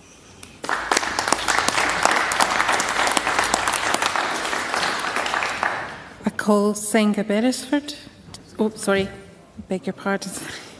I call Alex Kerr to be followed by Michelle Campbell. A generous 7.5 minutes, please. Thank you, Deputy Presiding Officer. I feel so incredibly grateful to be able to stand here and represent the people of Hamilton, Larkhall and Stonehouse in our nation's Parliament. During the campaign, I travelled the length and breadth of the constituency. We spoke to people in every community. In Hamilton, Dalserf, Quarter, Fernigair, Netherburn, Ashgill, Larkhall and Stonehouse. It is an honour to represent such a diverse constituency, from the rural villages reaching to the Clyde Valley to the populous towns of Hamilton and Larkhall, an area of the rich tapestry, from the history of Châtellerault to the being at the heart of the Industrial Revolution. I want to assure those people that the privilege they have given me to serve as their MSP is not one I will ever take for granted. I also want to thank David Russell for the work he has done for constituents in his time as an MSP. I know he was focused on helping those in need and how grateful those people were for his assistance. We in the SNP ran a campaign focused on hope. Hope for a better future for Scotland as an independent country back in the European family of nations. While other parties spoke about how they would stop the SNP, we focused on telling the people of Scotland how independence and an SNP government would make their lives better. The public considered our message, and they sent the SNP back to this place as the governing party of Scotland for a historic 5th term on 38.2% of the constituency vote. A considerably more convincing result than the 33.7% that Labour returned in the general election in 2024, or the 36.9% the Tories returned in 2015. Due to the UK's first past-the-post electoral system, both of these results returned unrepresentative majorities. And whether it was Brexit or scrapping the winter fuel payment, no one claimed their vote share delegitimised the manifesto they ran on to be elected. It is one of the most basic tenets of democracy that if a party wins an election, it should be able to implement its manifesto. Yes. The Scottish people have now elected the largest ever pro-independence majority to this Parliament. And fundamentally, it must not be forgotten that a request for a Section 30 order is not actually a request for independence. It is simply a request for the power to allow the people of Scotland to have a democratic say in their future. Such a short-sighted rejection from the Unionist parties is an admission of weakness from those in favour of preserving the last vestiges of an imperial project that is long past its sell-by date. Because, Deputy Presiding Officer, if they were confident in the strength of their conviction, if they were sure of the economic strength of their arguments, if they were sure of remaining shackled to an increasingly economic and politically isolated Brexit Britain, if they believed that the people of Scotland were with them, why then would they fear giving them a say on their future? We only ask for the right to decide. The people of Hamilton, Larkhall and Stonehouse have put me here with the purpose of demanding that right to be respected. The people of Scotland, by sending the largest group of pro-independence MSPs to this Parliament, are demanding that right is respected. Because people have had enough of Westminster decisions making their lives worse. Despite every council area in Scotland voting to remain in the EU, we were dragged out against our will, because it was in the interests of the Palace of Westminster and the British state. In the end, that is the only interest that really matters to this broken political system. As a result of sacrificing the interests of communities across Scotland, what has happened? Food inflation compared to countries on the continent is up.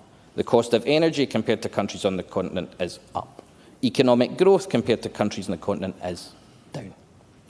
If we'd been independent, we could have protected our strategic resources, like the refinery at Grangemouth, which had been a crucial refiner of jet fuel, which is now in short supply across the globe. Instead, Anna Sarwar promised the folk at the refinery their jobs would be saved, before the UK Labour Prime Minister sacrificed the workers at Grangemouth to allow them to save steelworks in England for the national interest of the Palace at Westminster.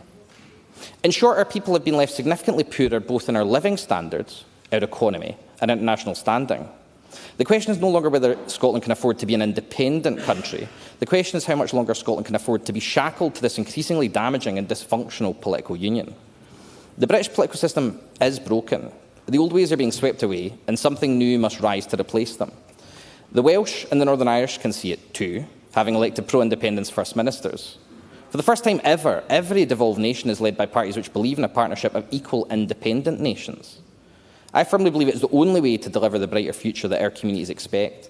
And what is best for our communities will always be at the heart of what I do. I had the privilege to work for Christina McKelvey, who represented the constituency I now represent since its establishment for 3 terms.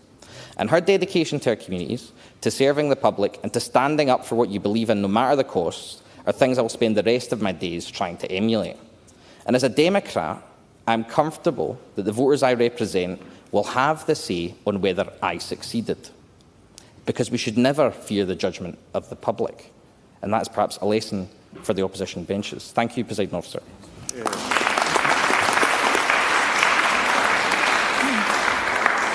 Thank you, Mr Kerr. I call Michelle Campbell to be followed by Kayleigh Kinross O'Neill.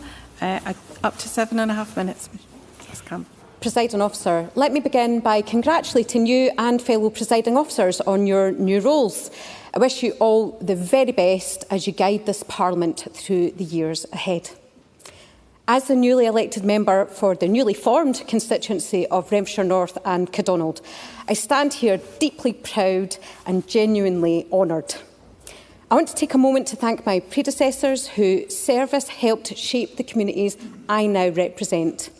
Former First Minister Humza Yousaf, now part of the Cardonald addition to the constituency, and Natalie Dawn-Innes in Renfrewshire North. Both have given years of commitment and care to their constituents. I thank them sincerely and wish them well for the future. Renfrewshire North and Cardonald is a constituency of remarkable diversity, from Langbank on the Clyde through Bishopton, Erskine and Shinnon, Renfrew and on to Penally, Cardonald and North Pollock. I will not be walking that one in any time soon, but I will be making my way around those communities to make sure that they know that they have representation that matters to them. Each community has its own identity, its own strengths, its own aspirations. Having represented Erskine and Shinnon in my role as a councillor, I am incredibly proud of what we have achieved as part of a strong SNP administration in Renfrewshire Council. I will continue to work collaboratively with councillors across the constituency to deliver the best possible outcomes for the people we serve. Presiding Officer, turning to the motion before us today. For over 20 years, I have served as a nurse in the Scottish NHS. It has been one of the greatest privileges of my life to stand with people in their most vulnerable moments, in life and in death. That experience shapes everything I believe about public service. It reinforces the responsibility on all of us to protect, support and invest into a modern NHS that can adapt and respond to the needs of our people.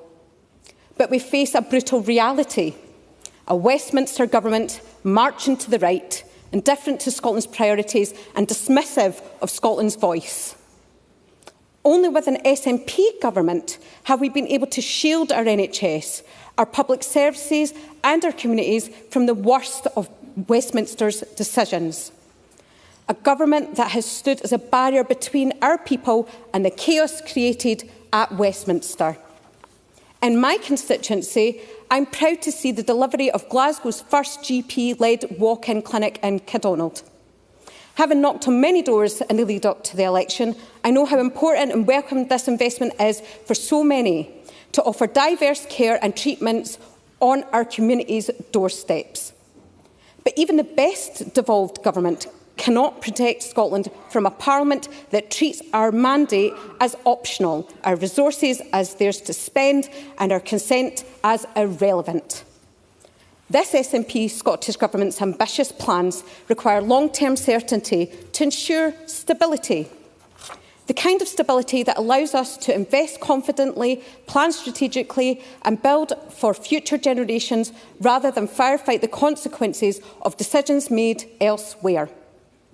Scotland cannot deliver this full potential while operating within a constitutional settlement where the rules can be rewritten at any moment, where progress can be stalled by a government Scotland did not vote for, or where our national priorities are too often treated as secondary. These ambitions demand the full powers of independence, not a system where Scotland's future is shaped by shifting political winds at Westminster rather than by the people who live and work here.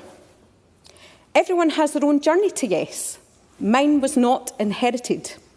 I grew up in a family where support for the union was the natural position. In 2012, I was no. But by 2014, something changed. It was like a light switch. I voted yes. And from that moment, my conviction has only strengthened. I believe firmly and unapologetically that Scottish independence is the only path by which our nation can truly flourish. My previous work as for an MP in Westminster only reinforced that belief.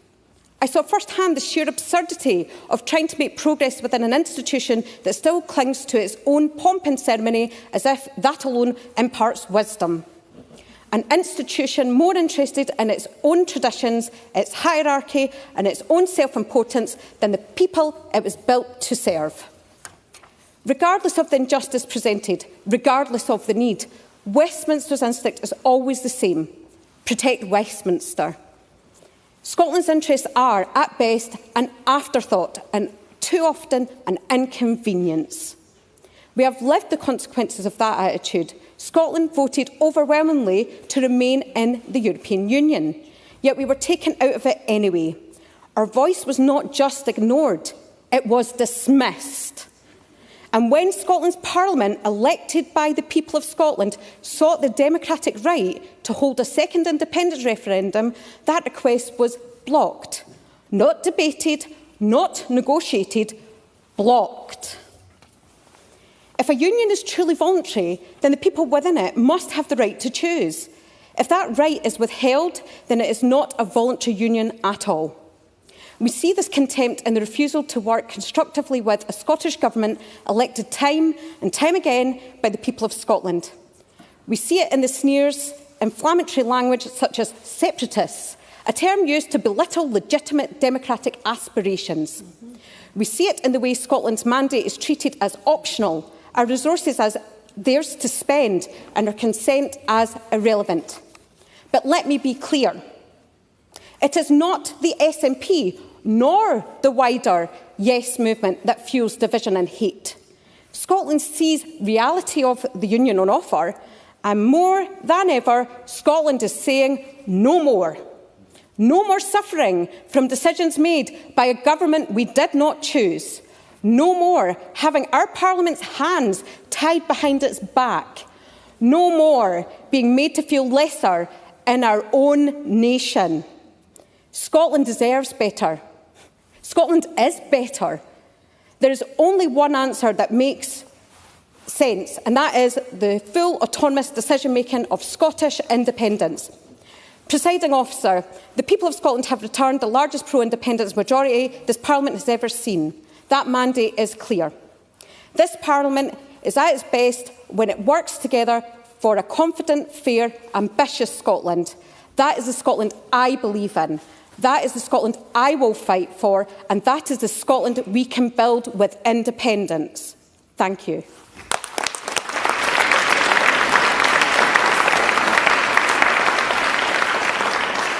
Thank you. I call Kayleigh Kinross O'Neill making their first speech, to be followed by George Adam. Thank you, Presiding Officer. Can I just open by recognising what a huge privilege it is to speak for the first time in this chamber, not least on a debate about securing a positive future for Scotland, a fairer, greener and independent Scotland. I was born only a couple of months before the reconvening of the Scottish Parliament in 1999, and I don't say that to make some people feel a bit old, but to say that devolution and I have grown up together. I grew up, Presiding Officer, in your constituency of Motherwell, where the ghosts of cooling towers sit above hopeful regeneration, whilst thousands of families are still affected by job losses. They still struggle to this very day. I watched my own uncles, grandparents, family, friends become shells of themselves, following years of under- and unemployment due to their livelihoods being pulled from under them. I didn't live through the Thatcher years, but I lived through the trauma, the uncertainty, the austerity and the anger that passes through generations in our communities. The failed Thatcherite experiments that still cause so much damage to those communities, from privatised bus networks to sewage polluting our natural environment.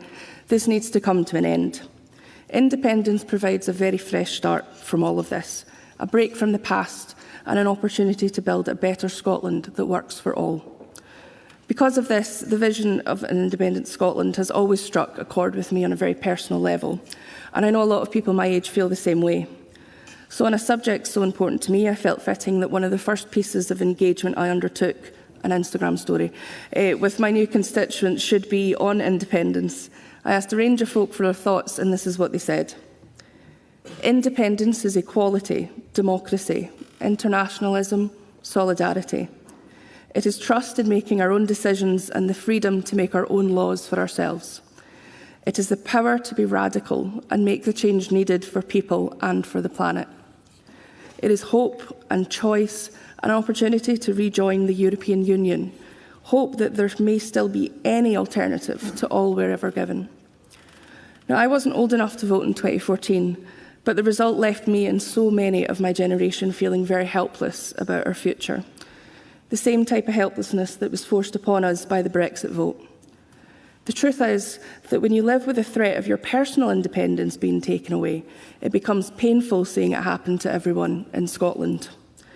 As a disabled person, I know all too well what it's like to have people above you tell you what you are and aren't capable of. You're vilified by the media and the right-wing pundits to distract from the real greed and fraud that props up the systems. Our existence and authority are constantly under scrutiny. I'd like to bring these comparisons together and touch briefly on the social model of disability. A disability equality charity, Scope UK, states that the social model of disability is a way of viewing the world, a model that says people are disabled by barriers in society, not solely their impairment or condition. This counters the medical model way of thinking that focuses only on what a person currently has instead of what they actually need.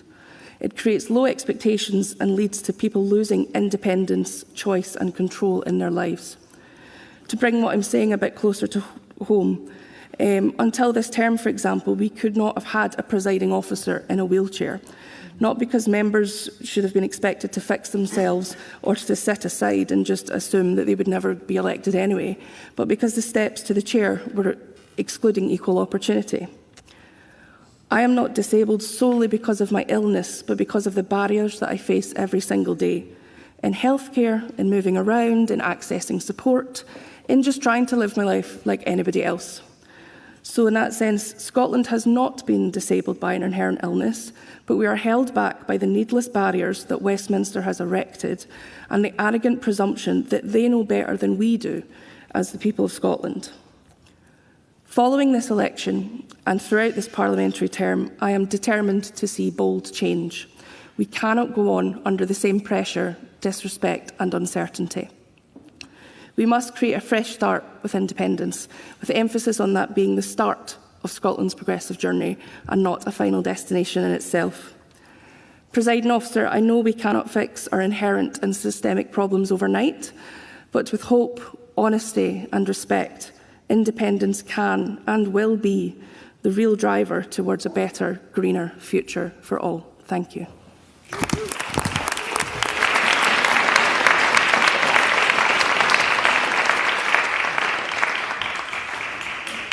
Thank you. I call George Adam to be followed by Emma Roddick. Generous up to 7.5 minutes, Mr Adam. Thank you, Presiding Officer. It's not often I hear something like that when I rise to speak in this chamber. But as one of the, I was going to say older members, but more experienced members of this chamber, I would say just listening to the first speeches from those across this and the tone from everyone in this, I hope we can keep that tone as we move forward and we have these important discussions like this debate here today. But firstly, I'd like to say, Presiding Officer, I'm glad to be back as Paisley's MSP, and someone's won the Paisley bingo already in the speech. But I'm reinvigorated to do the good work that we've got to do here because of the many conversations I had with the people in Paisley. Because you spend so much time in here, you sometimes get sucked into this world and you forget there is a real world out there with real people, with real problems and real issues. And that's one of the things that I've always tried to focus on when I've been representing the people of Paisley. But unfortunately, the opposition parties seem to have been, after last week, saying that we're going to be a wee bit more positive, found themselves right back in the same place they were before we all left, as if they're not learning any lessons for the absolute kicking that they got at the election. So the negativity oozes out of them when they're having debates like this, not telling us about what their plans are, what their ideas would be, what is the benefit of staying within the union. It's constantly just the negativity and the same old arguments, tired arguments that we've heard time and time again.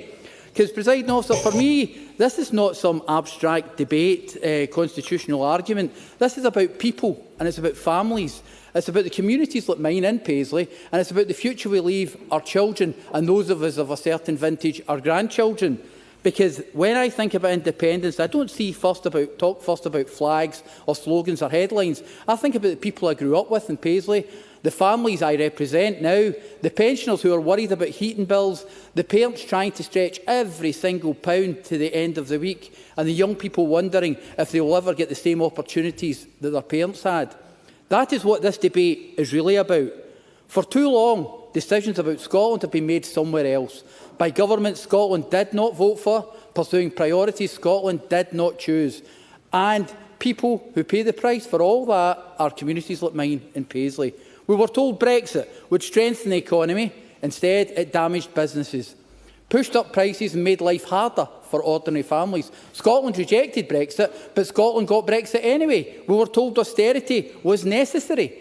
But what communities like mine saw was cuts to services, pressures on families and rising inequality. And all the while, Scotland remains one of the wealthiest countries in Europe, rich in energy, rich in talent, rich in innovation, yet too many people are struggling to get by.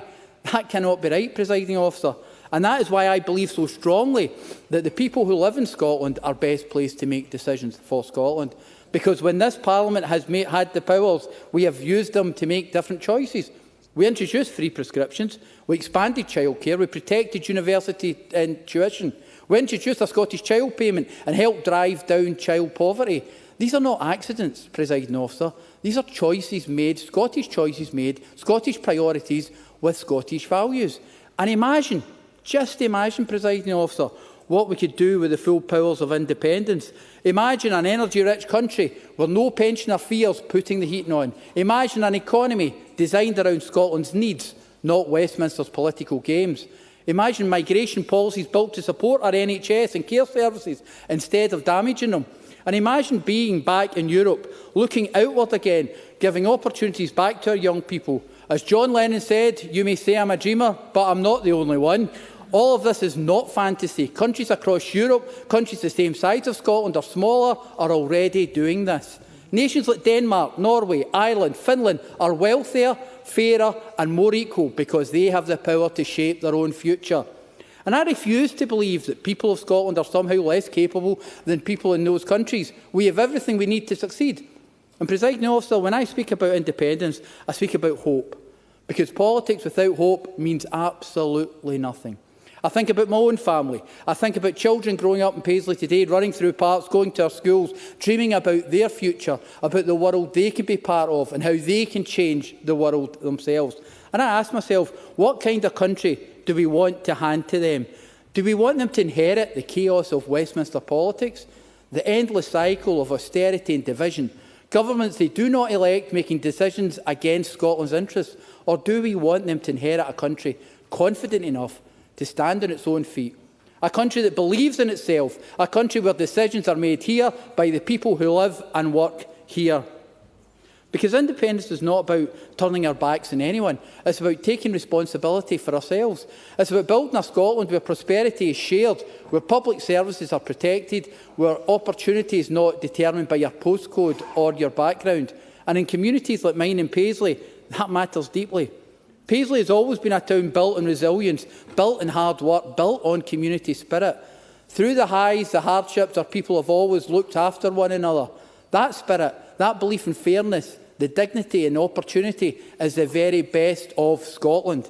And I believe independence gives us the chance to build a country that reflects those values fully. Not a perfect country overnight, nobody's pretending that, but a country with the powers to choose its own direction, to fix its own problems, to unlock its own enormous potential. And ultimately, Presiding Officer, this comes down to democracy. The people of Scotland have repeatedly elected pro-independence majorities to this Parliament. The principle should be simple. Scotland's future should be decided by the people who live in Scotland. No democracy should stop at the border. So let us have confidence in ourselves again. Let's believe in what Scotland can become, and let's build a future worthy of our children and grandchildren. A future where communities like mine in Paisley are not left behind, are not a statistic in some report, but are right at the heart of a fairer, wealthier and independent Scotland. Just imagine, Presiding Officer, what that future could be like.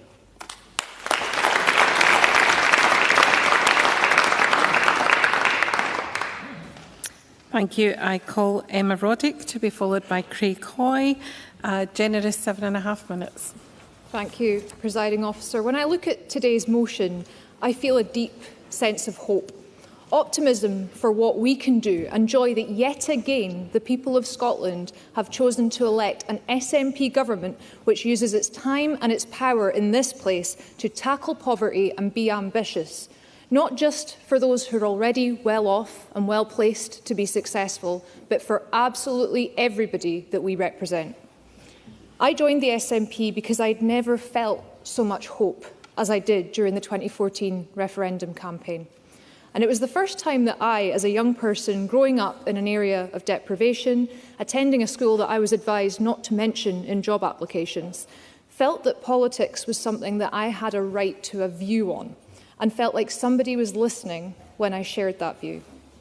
I wasn't supposed to be here, something that I was reminded of by my Facebook memories the other day as a post from my younger self came up during the higher exams season, explaining my teachers' reactions when I announced that I was going to take up a job in politics instead of what they'd hoped I was going to do, which was become a musician or an engineer, respectively.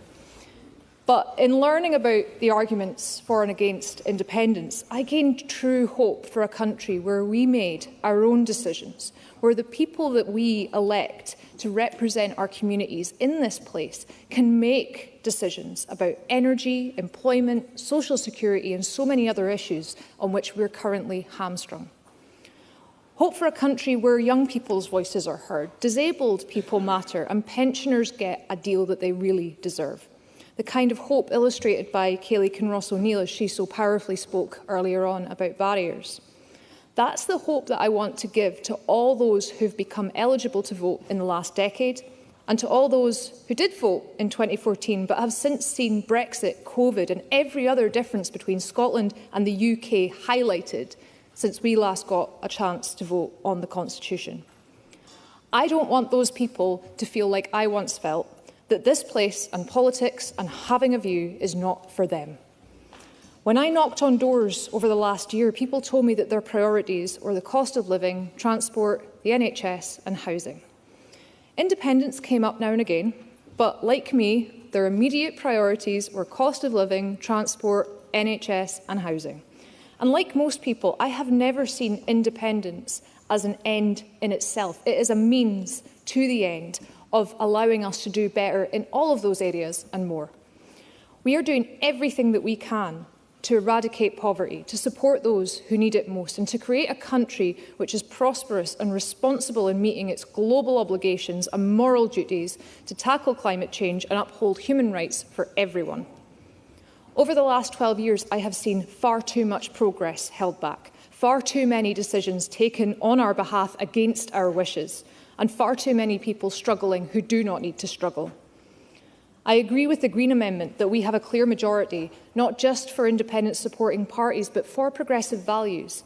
I'd like to mention that I felt very motivated today listening to some of our new members' first speeches, because that has been shining through. The contributions of Kate and Michelle, our new Campbells in particular, really had me feeling echoes of that 2014 campaign. People who have come here with purpose and a deep understanding of the why, not just the what, and an ability to convince. To convince people in the way that I was convinced in 2014, including the hundreds of thousands who, just as Craig Hoy didn't get to vote for the Greens, have not yet had the opportunity to vote on independence. We have to demonstrate that we can do better. And I'm confident that we will. But I'm clear that to do the best we can on all of the priorities our constituents have, all the events and crises that present themselves over the next 5 years and beyond, we need more power in this room. The suggestions and the weak unionist amendments that have come forward today won't even touch the sides. Many people have declared to me that they want to see more powers devolved to this Parliament. Not all of them are SNP. Not all are even close to convinced about independence. Labour in Scotland used to be amongst those people. Where are they now? In a similar debate last session, I pointed out to the Labour speakers who were claiming that all would be well once we had a Labour government, that governments don't last forever, and the Tories would be back in at some point. How things change. I don't necessarily think that's true anymore, but even worse, we have a Labour government which has failed to devolve more powers to this place, failed to join us in tackling child poverty, failed to even meet its own campaign commitments. It does not matter who is in power in London. Our voices are never heard strongly enough, and our people are never given the attention and the respect that they deserve. And all that Anas Sarwar and his colleagues can offer is that an ambitious future can and should be achieved through the devolved powers of this Parliament. Well, my ambitions are greater than that, and I think that Scotland should be too. This is not a voluntary union. If it were, the opposition in this chamber would be able to answer the simple question of how Scotland can leave it. It will be for them to explain after this debate to their constituents why they not only don't believe in independence, which it is their right to oppose as much as it's my right to support, but that their constituents shouldn't have a vote on it. That this Parliament should not have the power to put that question to the public, and that Scotland does not have a route to leave. That is what they must explain, and I don't envy them that. I am far more comfortable sitting in amongst my SNP colleagues calling for democracy, hope and a country with ambition that can be met. Thank you.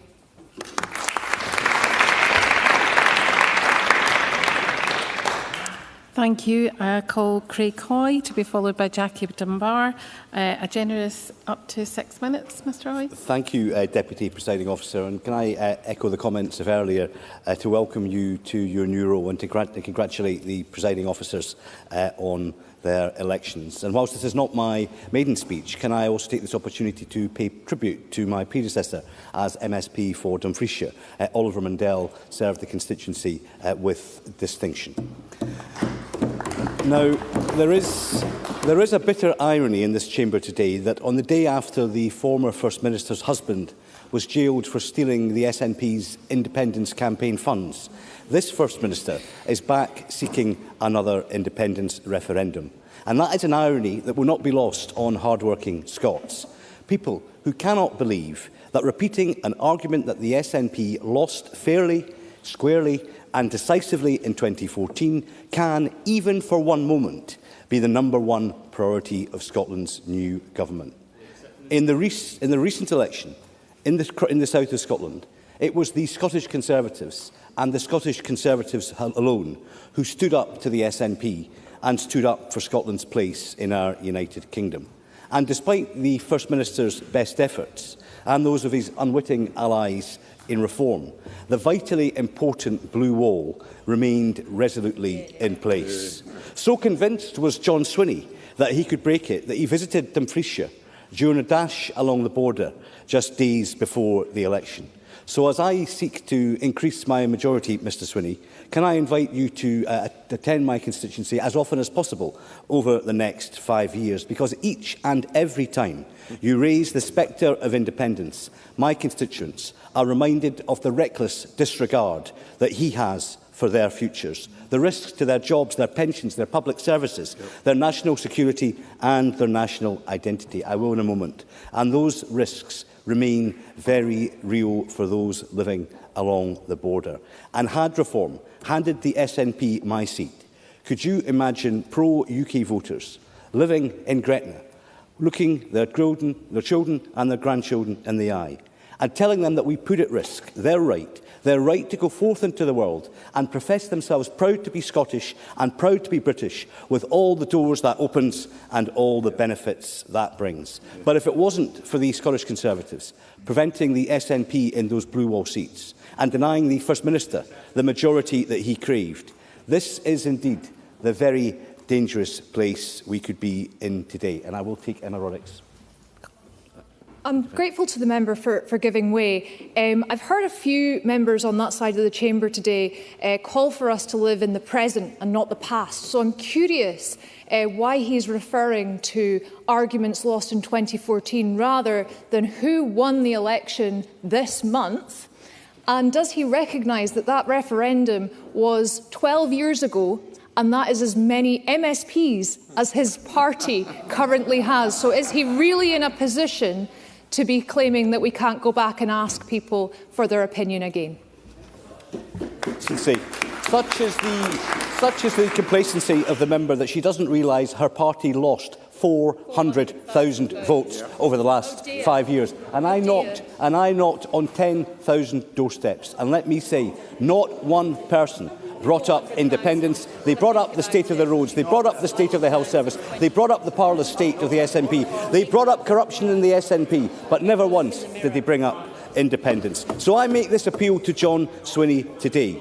Why doesn't he ditch his constitutional obsession and fix the mess that the SNP has created and ignored over 19 wasted years? But in this chamber, we are the only authentic voice making this call, because Labour's Sir Keir Starmer is now so weak and so beleaguered that he is incapable of standing up to the SNP. And while Reform claim to be a unionist party, we know that they are weak on the future of the union. Reform promised to be the fox in the henhouse, and after today's contribution from Malcolm Offord, it is clear that the hens have nothing to fear. In fact, after that performance, Lord Offord, I think the hens are probably having a party. But Reform cannot be trusted on the future of the union. The Reform cannot be trusted on the future of the union. And take as Exhibit A the self-styled Sir David Kirkwood MSP sitting over my shoulder to the left. He remains committed to breaking up Britain. And if Mr Offord looks to the Reform benches, he will see a clutch of cranks and constitutional chameleons who are weak on Scotland's place in our United Kingdom. Presiding Officer, talking about cranks, I will take an intervention.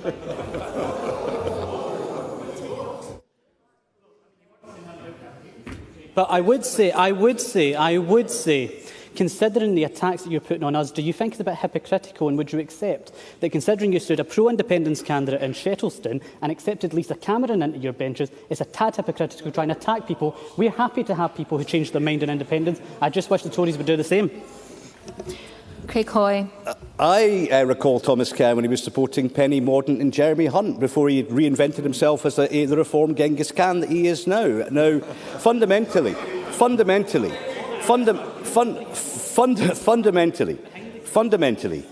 Deputy Presiding Officer, it is a sorry state of affairs that this is the first substantive debate that we're having in this new Parliament.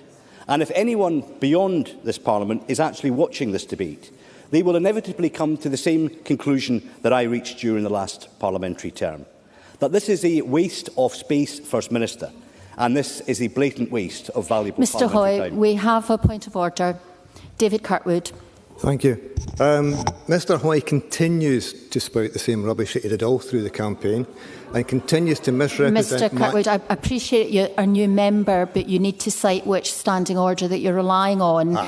If you want to go away and look at the standing orders and come back, we can take you at that time. But I'll take Mr Hoy. Thank you. I was actually finished, Deputy Presiding Officer, but it does give me the opportunity to remind this Parliament that Mr Kirkwood did indeed support independence and continues to do so. Thank you, Mr Hoy. And we're moving on to Jackie Dunbar, who has 7.5 minutes, but we do have time in hand. Okay, thank you very much, Presiding Officer, and can I welcome you to your new role, and can I also add how delighted I am to be returned by the good folk of Aberdeen Donside to their Parliament to represent them. Today's debate is about ambitious for Scotland, and let me start with my simple, greatest ambition for our nation. It's an ambition I have had since I was a bairn, growing up on the farms across the northeast of Scotland where my dad worked. It's an ambition that grew from when I got my first job in a petrol station as a teenager and throughout the 14 years I worked for Tesco's. It's an ambition I wanted for my daughter's future, right from the very day she was born, and continued to grow as I was raising her. It's an ambition I fully saw the need for when I was a councillor representing some of the most deprived communities within Aberdeen. And it's an ambition I will do everything in my power to realise as a member of our Scottish Parliament. That ambition is for Scotland to be an independent country. Not just so that folk have a real and meaningful say in shaping and determining their own destinies, and those of their bairns and their bairns' bairns, but for the difference it will make when major decisions which have so much of an impact on folks' lives are taken in Scotland for Scotland. Right now, the need for that feels especially obvious in Aberdeen, where decisions taken in Westminster are having such a devastating impact on the city I represent. So let me take this opportunity to talk about Aberdeen and its future, how the SNP Scottish Government is supporting the city to be ambitious, and how the North East has been failed by successive UK governments. When I moved to Aberdeen as a young quine, it was already known as the oil capital of Europe. The industry reached into every community, and just about everyone had a family member or friend who worked on the rigs. For me, it was my long-suffering partner who would often go offshore, and today, decades later, it's my daughter who now goes offshore when needed for her work. Oil and gas, and now energy more generally, has defined Aberdeen throughout all of that time, and it has treated us well. Yes, there's been downturns, and sadly there have been tragedies, but for the most part, oil has meant prosperity for the northeast of Scotland, and oil and energy have become a part of the city's identity. But oil is finite, and even before there was any suggestion of phasing out oil, and long before the windfall tax started forcing out oil companies, Sorry, I'll take an intervention from Rachel Hamilton. Rachel Hamilton. Thank you, Presiding Officer. Jackie Dunbar is very much in support of the oil and gas industry in the North East. Will she back our calls to drill for oil and jackdaw and open the fields of jackdaw and Rosebank for gas and oil? Jackie Dunbar. Thank you, Presiding Officer, and I will address the drill, baby, drill mantra later on in my speech. There was an acknowledgement that we needed to start investing so that Aberdeen would continue to be prosperous after oil. I remember having those conversations as a councillor nearly 20 years ago, and the hope that we would see that investment made during prosperous times, so it was there to see us through when it was needed. Unfortunately, in those 20 years, we've seen the financial crisis, austerity, the oil price crash, the vote for Brexit, the pandemic, actually leaving the EU, and then when the oil price finally picked back up, the windfall tax was introduced, and with that, investment started moving elsewhere.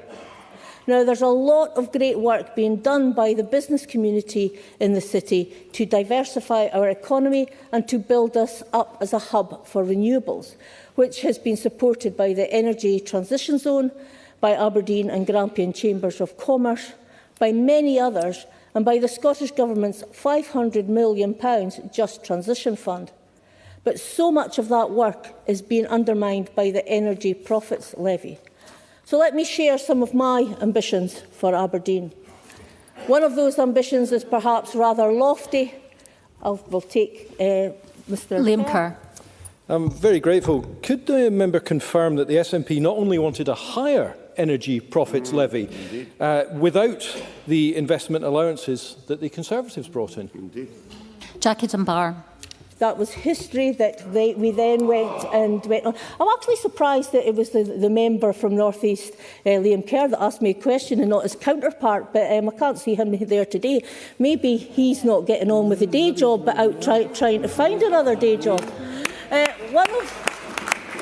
One of those ambitions is perhaps rather lofty, which is for Aberdeen to become the net zero capital of the world. I'm never going to stop trying to push Aberdeen for that. Reaping the benefits of the well-paid jobs and strong local economy comes with that, and ensuring that our region sees a lasting legacy from North Sea oil. Other ambitions, I feel, are somewhat more humble, Presiding Officer. For example, in the energy capital of Europe, it is my ambition that nobody should be afraid to put the heating on because they're worried about their energy bills. And in a city which is surrounded by farms and fishermen, it's my ambition that no bairn should go to bed hungry. And all of which ties in with the Scottish Government's commitments to eradicate child poverty, build a more prosperous economy and help folk in the cost of living crisis, and to tackle climate change. And all of which has been undermined by the UK Government, whether that be Labour or Tory run. Let's start with the Tories, the party that introduced the windfall tax. Brought in under Boris Johnson and maintained throughout all of Liz Truss's and Rishi Sunak's premierships. The Energy's Profit Levy and the years of lost investment it led to is the Tories' legacy. And now they have the cheek to come out with drill, baby, drill. But even if drilling started again tomorrow, it's still only a short-term solution by itself. The Tories consistently fail to outline what comes next, let alone invest in it. And they are actively campaigning against investment in renewable energy and infrastructure, which will support the next generation of jobs. The biggest asset we have in Aberdeen is not oil and gas, or wind, or tidal. It's our workers. That innovative, pioneering, highly skilled, world-leading workforce. Those workers are what we need for our long-term prosperity, for whatever comes next. In the short term, yes, we should drill, baby, drill. But if we want lasting prosperity, then the focus needs to be on our workforce and on skills, baby, skills. Then we have Labour, who have increased and extended the windfall tax, not just now, Mr Kerr, who have increased and extended the windfall tax and who now want to close down Aberdeen's biggest industry altogether while opening the doors to Russian oil. Thousands of energy workers are being portrayed by the Labour Party, regardless of who is in charge. The UK Government has failed to match the Just Transition Fund, failed to fully back the Acorn project, failed to fix the windfall tax, failed to invest in renewables, failed to invest in the North East, failed to support oil and gas workers, and failed to bring down energy bills. What can I say? The UK is a failing state. So let's be ambitious. Let's do better. Let's give ourselves and our country a fresh start with independence.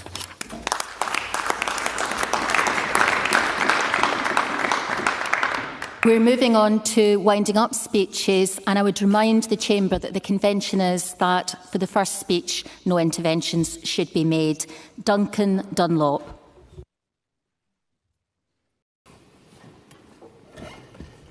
Thank you, Presiding Officer. This is my first speech. Time is limited, So with respect, thanks to everyone who got me here, the voters of the south of Scotland, my supporters and my predecessors.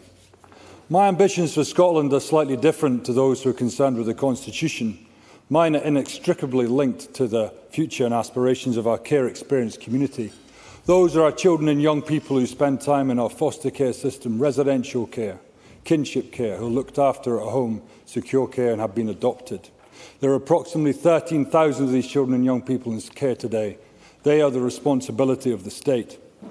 I have worked with care experienced people for the last 30 years. I've been an expert independent advisor to the New Zealand and UK government on care system reform and led the charity here for many years, called Who Cares Scotland. A good friend of mine, Tony MacDonald, he was a care experienced young guy and spent most of his time, his childhood, in care. When he was 12 years old, he recalled wanting to go home and visit his mum. And so he went to the phone in the corridor of his children's home and called her. But Tony's mum had her own struggles. She said, "Nah, Tony, can't cope this weekend." Tony felt the pain of rejection. The shame that came with that is the most corrosive feeling of all that quickly turned to anger. He slammed down the phone and very quickly he was restrained by 3 adult members of staff, pinned to the ground with such force that they ruptured his gut on the doorstep. He was held there for 20 minutes. Tony would recall in later years, "How did they see me as a threat? I was a wee boy. I just wanted a cuddle. I wanted to be held, to be told I mattered and that I was loved." The state would go on to spend over £1 million not loving Tony through his childhood. And an unloved child can quite easily turn into an angry young man. Unfortunately, that's what happened to Tony.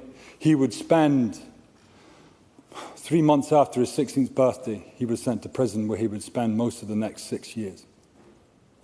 But there's hope. Tony's mum, remarkably, turned her life around, and she gave inspiration to Tony to do the same. And after he'd spent 18 months in rehab, I'm proud to say I employed him. And I employed many other care experienced people too, like Tony, brilliant, inquisitive, intelligent young people who are born the same as any of us. They have the right to claim and expect to be claimed and loved. And many remarkable people in Scotland do just that. But there are those, and I'm afraid it's nearly half, who are not claimed, who are left alone. For them, life is difficult. In fact, the personal and societal cost is tragic. If in this Parliament we want to make change, if we want to halve the adult prison population, then transform care. If we want to cut by 1/3 our rough sleeping population, then transform care. If the scourge of Scotland, which is drugs deaths, which is debated in this chamber often enough, then we need to transform care. The reason this is galling is not just that we spend £1 billion a year on not really looking after these children as well as we could. It's that 10 years ago, Tony MacDonald shared his story along with 1,000 other young people to the First Minister of the SNP government at the time, Nicola Sturgeon. She was affected. She said, "I commit to ripping up this system." She commissioned a care review which led to the promise. And to a large degree, I'm stood in this chamber today because that promise is unfulfilled. It has not got a transformational action plan years on. We do not know what should start, what should stop. We are told it's culturally difficult on the front line to make change. To anyone in this chamber who's worked outside of politics, when someone says there's a cultural problem, you know you have a leadership problem. It is time for change. But the reality of this is more stark. This is a crisis because too many people have died since promises have been made. I will now name a few of those who were known to me and my friends. I will not give their full name, but I will give their ages. Chloe, aged 19. Violet, aged 21. Rachel, aged 25. Darryl, aged 19. Mikey, aged 17. Katie, aged 23. Michael, aged 16. Ian, aged 17. Mary Ann, aged 23. Natasha, 16. Alicia, 25. Dexy Lee, 22. I could go on and on. These are only a few of those who have died. They are all care experienced. They are children of the state. They are, by law, the children of the ministers who sit in the benches in the front of this chamber. I estimate over 2 million days of life will not be lived by those who have died prematurely since promises have been made. My ask today is simple of this government. Commit to publishing the premature death rates of all care experienced people. We have a moral responsibility to know, but we also then have a baseline to know if we are making progress. What parent doesn't know if their child is alive? I will work constructively to improve this system because for me this is a national emergency. It may well be endemic and become normalised, but it must change. So I thank you. If we want to be ambitious for Scotland, let's start with our children. We have all the powers already in our constitution here to do that. I dedicate this speech to Tony MacDonald. He also died in an accident on the 2nd of September 2022. Thank you.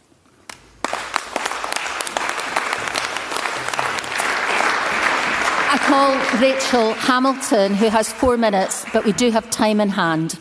Thank you, Deputy Presiding Officer. I'd like to welcome you to your role, and I'd also like to welcome everybody during their maiden speeches today. I do remember back in 2016 making mine, and it is quite a daunting thing to do. I am disappointed today by the SNP's motion or the first debate, because it fundamentally fails to recognise what the Scottish public so desperately want their government to be focused on. And today it seems we have drawn the dividing lines between unionism and nationalism. And voters of all political persuasions are saying to me that they wish their government would focus on the things that matter. And all of us have spoken about that, no matter the topic of independence, such as lowering, staggering and rising bills, helping people to keep their businesses afloat by dealing with the non-domestic rate revaluation, improving educational standards, stamping out violence in schools, dealing with crime, stopping crime, and ending the relentless obsession with fringe issues, which we spent most of the last session arguing about. And these should be our priorities, whether we are a unionist or a nationalist. But Russell Finlay has already said that he was surprised that this is what we start talking about as our first debate on independence. We've had that debate. We had a vote. There was an 85% turnout in 2014, and the public expressed their opinion clearly. Now, during the last parliamentary session, the SNP claimed that the SNP majority in the Holyrood election would be a mandate for independence. They claimed that a pro-independence majority would give them the right to further pursue an independence referendum. And their friends in the Greens, who also agree with letting prisoners out of prisons, will return to this Parliament with a tally of votes that reduced by 400,000, something that none of them have actually talked about today. And whilst the support for unionist parties actually barely changed. Yes, I will. Lloyd Melville. Thank you very much. It was just to ask her whether she really believed that the 12 disciples of Toryism are really the best arbiter of public opinion following their drubbing. Rachel Hamilton. I would say back to Lloyd Melville that I'm very proud of the blue wall that has maintained and stopped an SNP majority, I would have to say. And it was my win and the win of my colleague Finlay Carson and Craig Hoy that has absolutely scuppered the chances of the separatists. Presiding Officer, the SNP simply have not managed to reach their goal, have they? And I'm a bit surprised at Reform as well, because Reform failed to put forward an amendment to the motion, and clearly they're just letting the SNP off scot-free. That's on top of letting them take a number of seats across Scotland too. Now, the Scottish Government already have huge devolved powers in health, education, justice, housing, transport and some parts of taxation. We are one of the most powerful parliaments in the world, and I'm proud to be part of that and proud to be re-elected here. But they are demanding more powers. We've heard it before. Why don't they use the current ones, Deputy Presiding Officer? Why don't they give businesses certainty, or deal with the unresolved question about currency and central banking and public finances and borrowing powers and all the rest of it, the questions that they can't even answer about regulations and pensions? Who wants to intervene? Yes, go on then, Alan Brown. Intervention. We've already heard the argument that this is one of the most powerful devolved parliaments in the world. Sadly, it's not even the most powerful devolved assembly or parliament in the UK. Northern Ireland has got powers over constitution, pensions, social security and even the civil service. So shouldn't they actually be arguing that we should at least have parity with other devolved parliaments, let alone our argument about full independence? Rachel Hamilton. Alan Brown thinks the grass is greener, but he can't even deal with his own lawn. Isn't that a shame? Can't even get the number of GPs that we need. Promise drop-in clinics, Presiding Officer. Oh dear, there's an 6-hour waiting list, according to an FOI, in their trial clinic, and they can't even get GPs to fill them. Oh dear, I think Alan Brown's got a lot to learn in this place. But businesses want certainty, we know that, and oil and gas workers in the North East, they want certainty. And I'm really pleased that Jackie Dunbar has said that she agrees with drill baby drill, and Liam Kerr, my colleague, was very pleased about that. So we'll make sure that we tell the voters in Aberdeen South that the SNP would agree with the drill baby drill. So we do need to support our NHS. We need to reduce crime. Presiding Officer, the Scottish Conservatives will always stand against the SNP's obsession with independence. We just hope the other unionist parties will join us. Thank you. Gillian Mackay, 5 minutes. Thanks, Presiding Officer. From some people in this chamber, I think the response to this debate has been pretty predictable. Not just the earliest mention of Paisley ever from George Adam, but the usual old clichés about independence. For anyone who did have their bingo card out, we had 7 mentions of division, 5 that we have an obsession, and we were called separatists at least 5 times. The Unionist parties are in severe need of new patter, as Rachel Hamilton's just shown us, as well as credible arguments. Many across the chamber have mentioned really serious issues that we need to work together to achieve. The NHS, schools, the cost of living crisis. We absolutely need to see the NHS put on a sustainable footing, making sure that patients have the appointments they need and that we look after our staff. We need to see more ASN teachers and support staff into our schools, reduce class sizes and tackle teacher wellbeing and workload. We need to make sure that we insulate homes, move to sustainable ways to heat our homes and support those living in fuel poverty. But I'm a bit sad that many of my colleagues lack so much ambition that they don't think we can do more than one thing at once. As Ross Greer said, the mental gymnastics have been incredible. The issue of mandates would have been amusing had it not been so duplicitous. Labour have said their 24 mandate was against a referendum because of their vote share, but are happy to ignore mandates here. From what I followed of Lord Offer's contribution, he tried to break down the numbers from IndyRef. His former party took Scotland out of Europe against its will, and the mandate for that? Well, on a turnout of 72.2% of registered votes, 51.9% voted Leave, 48.1% voted Remain. That means, by his logic, only 37.3% of people voted for Brexit. No mandate at all, even by his standards. What we haven't heard from any party opposed to independence is how Scotland gets to have its say. The youngest people who voted in the referendum in 2014 are now in their late 20s. And I hate to break it to some of the new MSPs in here, your late 20s is hardly young anymore. Hundreds of thousands, this is from a formerly young person, hundreds of thousands of young people have never had their say on the direction of the country, despite some having been able to vote in 3 Holyrood and 3 Westminster elections. How much longer do people in this chamber want to deny democracy to those young people? How many more years do they have to wait before they get to have their say? And that's a level of honesty we haven't seen from those who oppose independence. Too often it's once in a generation that's thrown around.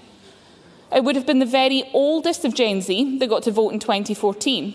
We now have the very oldest of Gen Alpha being able to vote this year for the first time. Literally a generation. That also doesn't include the thousands like me who voted no in 2014 and have changed their mind. And if they aren't willing to answer how long is long enough between expressions of democracy, surely they can't deny the circumstances we find ourselves in compared to 2014 are so different to back then. We've had a Brexit that Scotland didn't vote for, which has materially impacted life for everyone in this country. We've had a merry-go-round of Prime Ministers, which doesn't look like it's going to stop anytime soon. A series of UK governments that couldn't have Scotland any further down the priority list, and that's without the looming danger of a far-right government in the UK.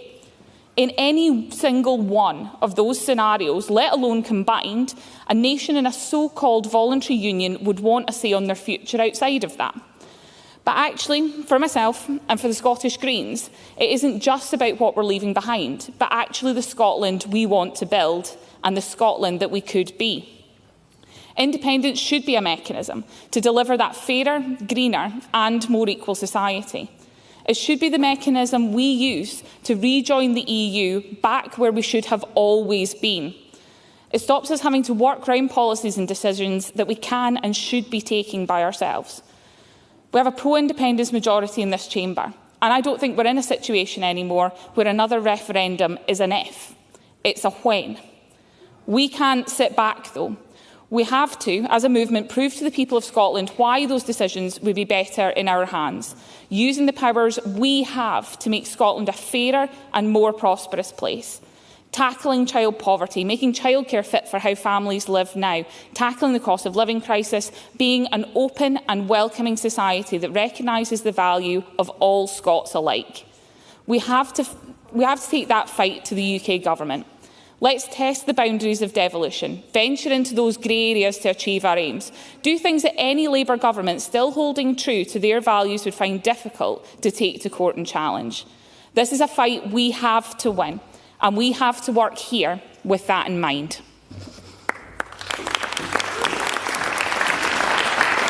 And for a first speech, Julie McDougall. Thank you, Deputy Presiding Officer. And firstly, I wish to offer my congratulations to you. It's a privilege to be elected to this chamber and to make my first maiden speech today. So I wish to begin by congratulating all colleagues on their election and to thank all voters and volunteers. Deputy Presiding Officer, I would also like to take this opportunity to pay tribute to my late father, John McDougall, a respected and dedicated Fife politician and a true champion of the people. It was his passing that set me on this path. But like him, I will always stand up for our communities first and foremost. Alongside my 16 Reform UK colleagues, I have been given a mandate by our communities, and that is to serve the people of Mid-Scotland and Fife and Scotland as a whole by prioritising what matters most to them. Our job is to listen, to be honest and to shape policy based on what we hear from the grassroots of our communities. As a local councillor, I am only too aware of these day-to-day issues, and let me share what I hear and see every day. The cost of living where people are unable to heat their homes or afford food and are relying on food banks. Employment where people who have the desire and ability to work yet struggle to find a decent, well-paid job. NHS and social care, people are unable to access appointments for procedures such as hip operations and are using their hard-earned life savings to pay for this privately, even going abroad in too many cases. Education, parents are having to pay for extra tuition for their children, and those who can't afford are simply left behind due to pressures placed on our education system. Teachers are under enormous pressure. Policing, police are overburdened and constrained in their execution of their duties. Drug deaths, we have the highest rate of drug deaths in Europe. Young people, lack of opportunities. I want to see young people who don't choose university to have the option, as I did, to take on an apprenticeship, offering them hope for their future. Businesses, over 340 businesses approximately, are closing weekly in Scotland. Farmers, working all hours and with little return, struggling to make an income for their family. Housing, we're now in a housing emergency where overcrowding conditions are simply unacceptable. And our veterans, we must support our veterans and ensure that they have access to decent housing and support services. Councils, our councils are continuously underfunded and they go each year, cap in hand, begging this government, please sir, can I have some more? I've seen this happen too many times in Fife Council budget discussions in particular. Our schools, hospitals and college estates deteriorating. Potholes, crumbling roads and unsafe pavements. And so it continues. However, if we focus on the day job, we have an opportunity to prepare and tackle these challenges, working collectively to rectify this mess. I have listened carefully since arriving in this chamber, and it is clear so many members here, including our new presiding officer, have confessed this Parliament since opening has not been used to its fullest potential. But I think there is a unique opportunity here and much work to do, and we should do the right thing for the people in our communities across Scotland and get to work in their interests and not ours. As we know, with power comes great responsibility, so I would say to the First Minister to use his power wisely and offer our nation no more division. This Parliament serves with a mandate of only 53% of Scots who voted and will need to tackle a massive government spending deficit. I would say we need to work together, and our collective mission should be to encourage the other 47% of disillusioned Scots to vote next time round and restore faith in our politicians. It is because of this that I cannot support the First Minister's motion. His government already has a poor track record spanning nearly 2 decades. And with so many pressing issues facing Scotland, a second referendum on separation is completely tone deaf to the concerns of our people. So meantime, let's focus on getting the basics right, fix broken Scotland as our priority for the next 5 years in this underperforming Parliament, and together make this Parliament work to its fullest potential and thrive for the Scottish people. And I look forward to working with all of you cross-party in doing so. Thank you. I call on Jackie Baillie, who has 5 minutes, but we do still have time in hand. That's good to know, Deputy Presiding Officer. Can I start by commending all the MSPs who made their maiden speeches today? I don't agree with all of the content, I have to say, but I very much welcome them to this Parliament. So Kate Campbell, Donald McKinnon, Lloyd Melville, Patricia Gibson, Senga Beresford, Alex Kerr, Julie McDougall, Michelle Campbell, Kayleigh Kinross O'Neill, and of course Duncan Dunlop, who I thought made an excellent speech that reminded us why we are in this place. Presiding Officer, the SNP claim to be ambitious for Scotland, but what matters to the Scottish people is delivery. So I will judge them on their promises and how they keep them, but their track record doesn't fill me with confidence.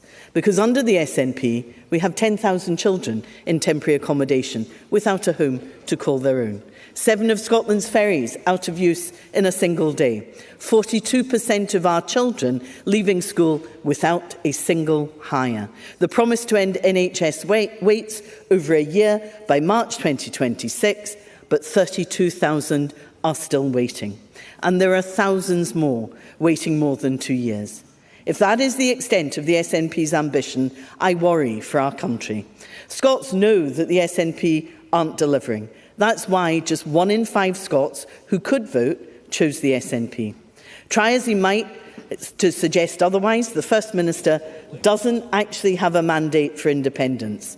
He said time after time that only an SNP majority would deliver another referendum. He rejected the notion that the Greens would count towards that tally. I'm sure he didn't, though, expect today to get assistance from Malcolm Offord.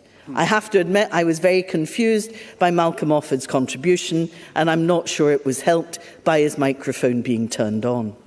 So let's call this debate... I was just checking to see if you were all awake. So let's call this debate what it is. It's designed to stoke grievance and division, to hide from their record in government, and this in the week that former SNP Chief Executive pled guilty to embezzling more than £400,000. That money, donated by members from their own hard-earned cash, was supposed to fund the next campaign for independence. Now, I'll make some progress if you don't mind.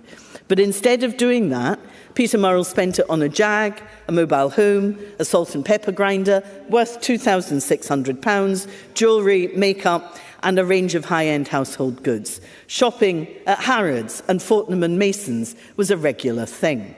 So how on earth does a luxury salt and pepper grinder advance the cause of independence? I think we should be told. But Murrell did all this while married to the SNP First Minister Nicola Sturgeon. That happened under her nose, in the party and in her own home. And it's astonishing for a woman so smart and over the detail. But she has, of course, in fairness to her, issued statements denying any knowledge of that. Russell Findlay was right. I'll take an intervention. Lorna Slater. Jackie Bailey is presenting some pretty scraping of the barrel stuff here when she could be talking about how great the union is, but I don't think she talks about how great she thinks the union is, and she won't allow an independence referendum because I think she knows she would lose an independence referendum, and that's the real reason why the Labour government of Westminster won't call for one. Jackie Bailey.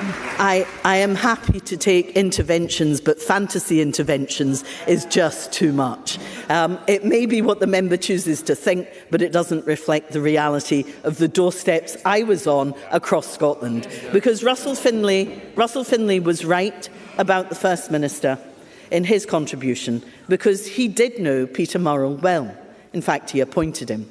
He went on TV as Deputy First Minister in 2021 and said he had no idea why his colleagues resigned in protest from the SNP's National Executive Committee. This was after a report was made to the police. It's frankly mind-boggling that John Swinney, as a former Finance Secretary and now First Minister, was unaware of what was happening to the money in his own party, but thinks that he should be trusted with Scotland's finances. And there are people sitting in this room as MSPs and indeed ministers who covered up the scandal, who bullied colleagues into silence, who must take their share of the blame for their lack of action. The SNP playbook means a response that has more to do with spin and secrecy rather than being open and accountable. The level of secrecy and complacency erodes public trust in the Scottish Parliament and the Scottish Government and in politicians overall.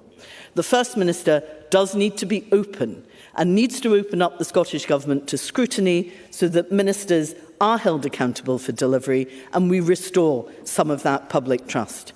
He must make the priorities of Scots his priorities. George Adam is right.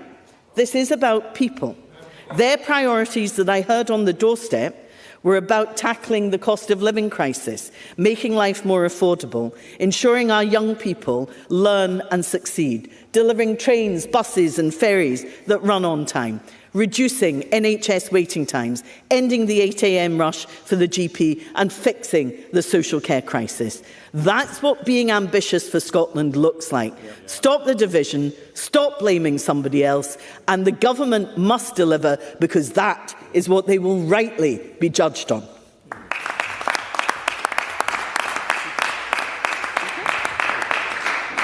I call on Jenny Gilruth to wind up on behalf of the Scottish Government. Thank you, Presiding Officer. This is my first contribution in the Parliament since the election, and I therefore wish to begin by placing on record my gratitude to the people of the Mid-Fife and Glenrothes constituency for re-electing me to serve them in our national Parliament. It is a privilege for all of us to serve in this place, and that privilege was deepened in my new role as Deputy First Minister, and I am sincerely grateful to the First Minister for the opportunity to serve my country in this capacity. And I know that I speak on behalf of the entire SNP parliamentary group when I say a heartfelt thank you to John Swinney for his leadership throughout.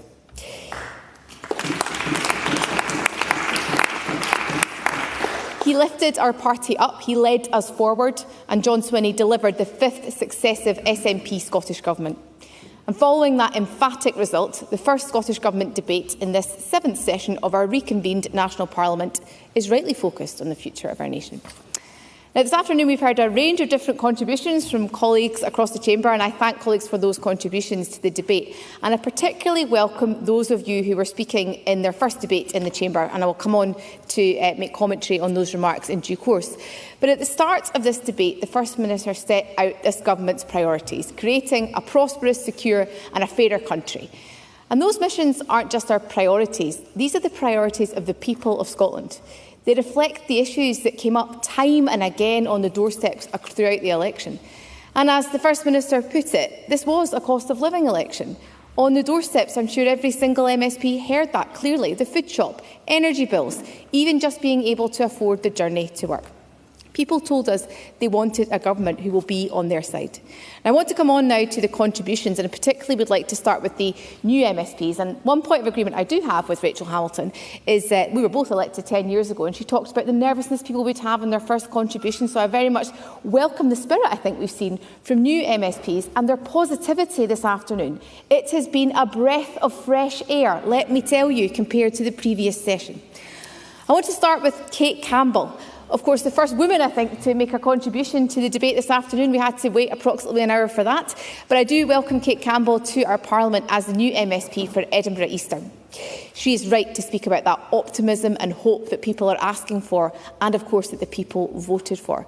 Listening to Kate Campbell recount the different political challenges that Scotland had faced, and that opportunism, I think, that we've seen from the far right was extremely powerful. And she said it is not immigrants who have created this cost of living crisis, and I think Parliament roundly agrees with that sentiment. We also heard from Donald McKinnon, the new MSP for the Western Isles, and I think it is a mark of the man that Mr McKinnon paid tribute to Dr Alistair Allen. I spent a good deal of my time, it will come as no surprise to Mr McKinnon, in the Western Isles as Transport Minister, so I know how important connectivity is in his constituency. And in that regard, I give him a commitment that this government will do all that we can to engage with him directly on these issues, as we have done throughout the previous years. I'm also sure, though, his allegation that his constituency, the most beautiful parts of the country, will have to sit on the shelf. There may be a level of disagreement to that end. Now, Lloyd Melville, the new MSP for Angus South, I would just like to pay tribute to. I know that Graham Day will be extremely proud of Mr Melville and his contribution here, and he, of course, campaigned alongside Lloyd to secure his election to Parliament. But Lloyd Melville reminded us about the journey to this place, the campaigning, the normalisation of the existence of this Parliament for his generation and those yet to come. Living well with our neighbours, Mr Melville commented on, that should be our ambition for all. And I think that sentiment is one which was carried through a number of contributions this afternoon. Patricia Gibson, of course, a fellow former teacher and the new MSP for Cunningham South, spoke about Ruth Maguire, who colleagues in the chamber will know well. Like me, Ruth was part of the 2016 intake, and she will be much missed on these benches. But Patricia Gibson quite rightly spoke about the progress we have delivered under this government in relation to free tuition, the expansion of early learning and childcare, and of course there not being a limit on our ambitions. And that's been a key part of this afternoon's debate. That's the purpose of this afternoon's debate. We know that the status quo is not as good as it gets. The people do, as Patricia Gibson quite rightly observed, have a right to choose their future. They should have an opportunity to express their views on the country's future. We heard, of course, from a number of new MSPs, Senga Beresford from Reform, and I welcome her to her place. I'm afraid I'm not going to agree with her characterisation of Scotland's education system, but I can agree with her on a point that she made in relation to the Scottish people, because she talked about them making their priorities clear. And of course, this is now a Parliament with the largest ever majority support for independence. So I agree with Ms Beresford on that point. She might not like it, and we can agree to disagree on those matters, but it simply cannot be wished away. We heard too this afternoon from Alex Kerr, now the new MSP for Hamilton, Larkhall and Stonehouse. And again, I just want to pay tribute to Mr Kerr. For those of us on these benches, we are sincerely proud that Christina McKelvey's constituency is once again represented by an SNP MSP.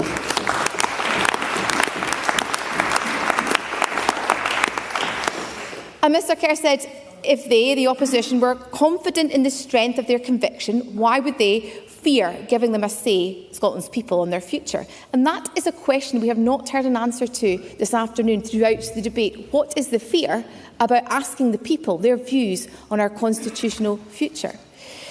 I move now to Michelle Campbell, a fellow Fifer, and of course, who replaced Natalie Dawn Innes in this place, my former Minister for Children and Young People, who again will be much missed from the Chamber. But Michelle Campbell brings with her a wealth of experience to the Chamber from her time as a nurse, which this Parliament will benefit from. But she also brings that political experience because, like so many people since 2014, she has changed her mind. And you're allowed to change your mind, Presiding Officer, on who you vote for and the constitutional position of this country. And in a voluntary union, people should be able to change their minds. So just as Michelle Campbell did, the Government puts forward a proposal today to ask again to run that referendum, to ask the people to give their views on Scotland's future. Kayleigh Kinross-O'Neill, now I do actually feel quite old because I think Miss Kinross-O'Neill was a couple of months old, she said, in 1999, but I do welcome her youthfulness to this place nonetheless. And she spoke really powerfully about her own personal experiences, about barriers, and she drew a strong analogy between the barriers she's faced and those that Scotland faces today. And I know that she will bring her powerful experience to be a strong advocate for her community in this place, and I expect to be held to account on those points in the coming months, Presiding Officer. Now, we heard, of course, from Paisley's MSP, George Adam. He is back. And, of course, these benches are delighted to see that. He spoke passionately about the negativity in the election campaign from some corners. And I have to say that from some members of the Chamber of the Opposition, rather, we've heard that continue this afternoon. But George Adam also spoke about belief, fairness, that opportunity to drive improvement. We want to build a country to unlock Scotland's real potential. What's so wrong about that, Presiding Officer? What is the fear that's holding Scotland back? I am mindful, Presiding Officer, of time. It would be remiss of me not to mention the contribution from Duncan Dunlop. Now, many colleagues across the Chamber will know Mr Dunlop from his advocacy and work through Who Cares, but his work on behalf of the care experience community is admirable. I know that he will use his experience again to hold the Government to account, but I thought he spoke really powerfully today, particularly on behalf of a young man, of course, who he spoke about in great detail, and I give way to Mr Dunlop. So I would thank you, Cabinet Secretary, for giving way. I would ask if you would commit to recording the premature deaths of all care experienced people. Thank you. I'm certainly happy to take that ask away from the member this afternoon. And finally, Julie McDougall made her initial contribution to the Chamber today. And of course, back to the Kingdom of Fife, Julie McDougall is the daughter of the former Labour MP for Glenrothes, and I know that her father is fondly recalled in my constituency for the service he provided over a number of years. Presiding Officer, a government which is ambitious and which is going to prioritise this cost of living crisis is absolutely essential. Our people want a government who are going to back our businesses, not just protecting them from economic headwinds, but seizing new opportunities to help grow our economy. They want to see the benefits of that prosperity reflected in their daily lives and the services that they use. The First Minister earlier set out just some of the bold and innovative action that we will take to support people and businesses in Scotland in these really challenging times. Working to bring down the cost of the family shop, helping more young people to afford their first home, capping bus fares to help with the cost of living. These are just some of the ambitious policies that will provide transformative change for families, communities and our country. And we will transform the way people access our public services. Presiding Officer, I'm mindful of time, and in closing, the First Minister has set out a clear and ambitious vision today, a vision that we are starting to deliver in this first 100 days. It is a vision that will create a wealthier Scotland, one where wealth is shared, where people can see the benefits of our collective efforts in their own lives and in the services that they use. And as we've seen in today's debate, there are things that divide us, but there is also plenty that unites us. The vision that we have set out is one that I'm sure is shared by many across this chamber, even if we differ on the path to realising it. So where there is common ground, I invite you to work with us. Gillian Mackay was right to point out last week that those parties who were able to extract things from the government in the last session benefited at the ballot box. So challenge us, engage with us, help us to deliver for our people. They, more than ever, demand a parliament which can urgently respond to the cost of living crisis. They have voted for a parliament of minorities where parties must reach out across their dividing lines to help improve our country. And the 7th session of Scotland's reconvened national parliament must be a parliament which truly works to serve all of the people of Scotland. Presiding Officer.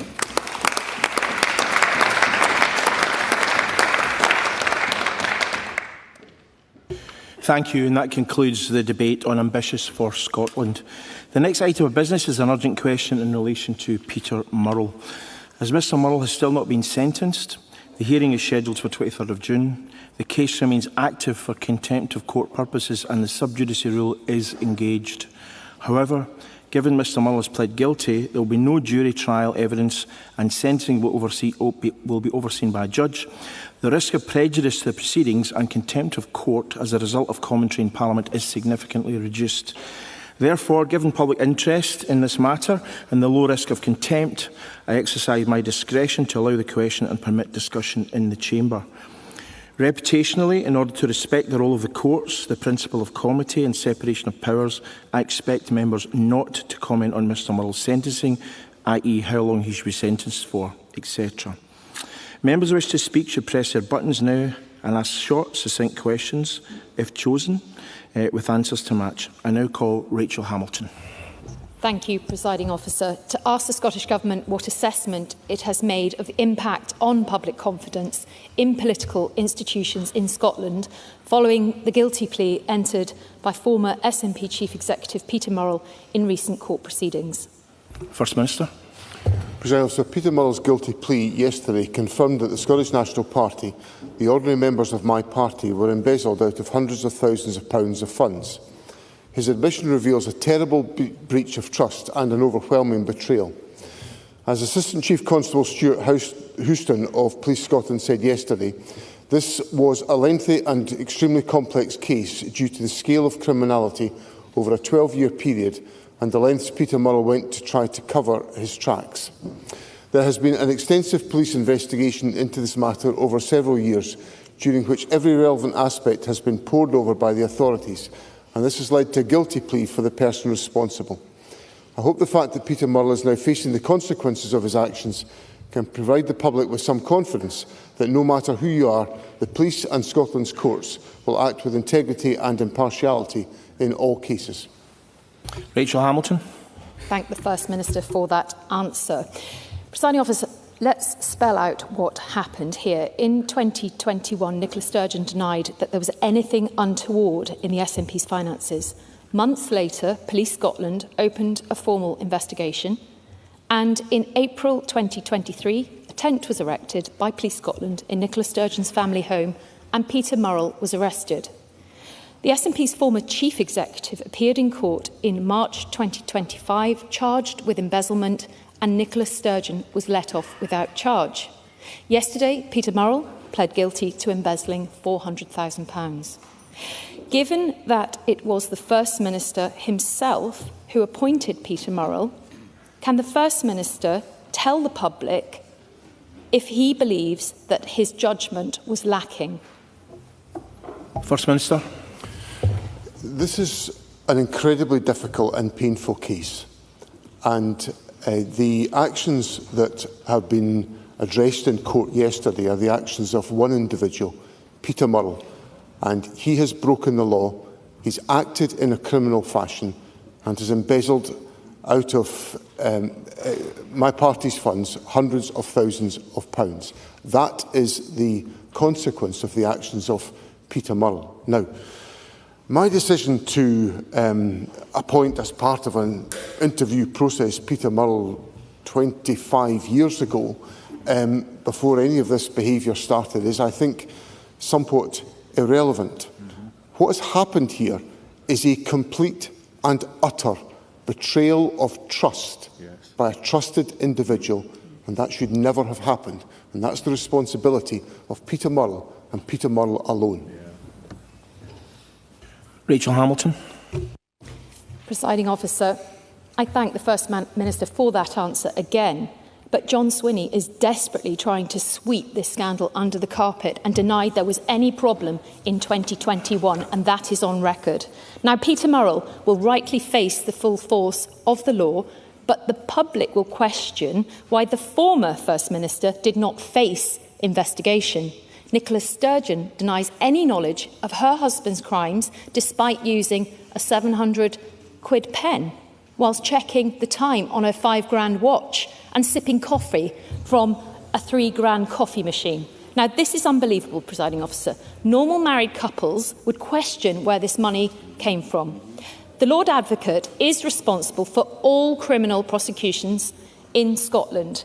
She sits in the SNP Cabinet. Can the First Minister tell the Chamber whether the Lord Advocate will publish the reasons why the Crown Office did not pursue charges against Nicola Sturgeon. First Minister. I think we're getting into incredibly inappropriate territory here in Rachel Hamilton's question. The first point I want to make is the idea that I am sweeping this under the carpet. Rachel Hamilton appears to have missed the fact that I held a press conference yesterday afternoon and for 50 minutes answered the questions that were put to me by the media. Jackie Baillie demanded that I do such a thing, and I was putting it in place. Secondly, as Rachel Hamilton might have noticed, I'm on my feet in the Scottish Parliament answering an urgent question. So I think it's worthy of some respect for the fact that these issues are being addressed here by the First Minister. And as for some of the comments that Rachel Hamilton has made, where she is essentially questioning the independent decisions of the prosecution system in Scotland, when I've placed on the record the fact that the public should take confidence from the fact that no matter who you are, the police and Scotland's courts will act with integrity and impartiality in all cases, is an absolute foundation of our judicial system and the application of the rule of law. Now, when I went to the court last Wednesday to take my oath in front of Lord Pentland reminded me and the country that there are three pillars of authority in this state: the judiciary, Parliament and the government. And they are all independent. But he also said for the rule of law to prevail, each must respect the other. Absolutely. And what Rachel Hamilton has put on the record today in that question is disrespectful to the judicial system in this country. It is an insult to the rule of law, and it should not be tolerated in this Parliament.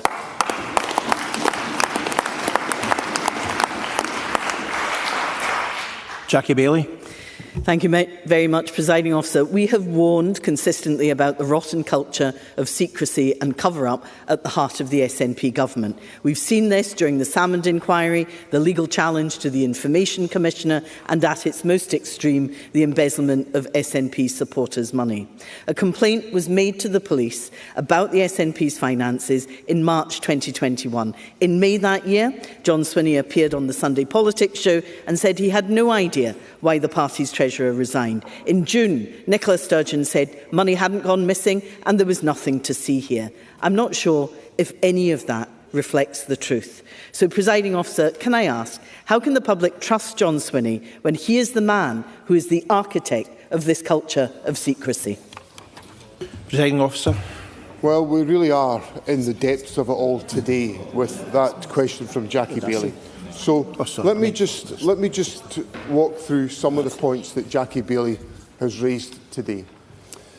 The first point I want to make is this, that Jackie Baillie has, on the first sitting day of a debate, questioned my integrity and my truthfulness. Jackie Baillie spent the best part of 5 years in the last Parliament questioning my integrity and my truthfulness. And I invite her to look at the election results and see how far it got the behaviour of the Labour Party. And if there's anybody that epitomised that whole smearing of people's characters, Jackie Baillie is at the front of the queue of the last Parliament, and I would have thought she might have learnt the lessons before she came in and started doing it on this occasion today.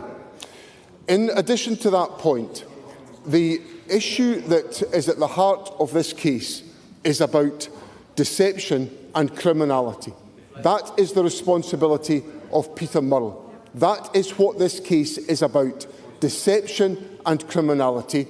That was highlighted in the statement that I've already made in quoting from Police Scotland. But let me give the Chamber another extract from the Police Scotland statement. It talks about how there was an attempt between 2010 and 2022 to carefully hide his criminality with false receipts and accounting. That is what deception is about. And that is what my party and many individuals are victims of as a consequence of the actions of Peter Murrell. Now, we've taken action as a party to address these issues. and we have good and strong governance in place under my leadership, and that's what my party has a right to expect. But what I think also there's an entitlement to expect in this Parliament, some decent respect for the integrity of individuals, which Jackie Baillie sadly lacked in her contribution today.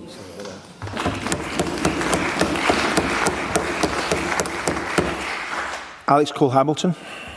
Thank you, Presiding Officer. Presiding Officer, Nicola Sturgeon stated yesterday that she knew nothing of the £125,000 camper van parked in her mother-in-law's drive until the police informed her of it.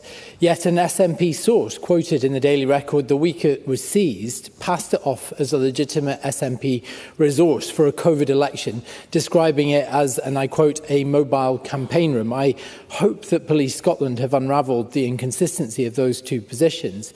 Presiding Officer, if we are to believe the narrative account of the former First Minister that this was not a criminal conspiracy, then it follows that this was, in fact, a catastrophic failure of financial oversight. So can I ask the First Minister, if his party leadership cannot steward the accounts of the Scottish National Party, why on earth should our constituents trust them with the finances of our nation?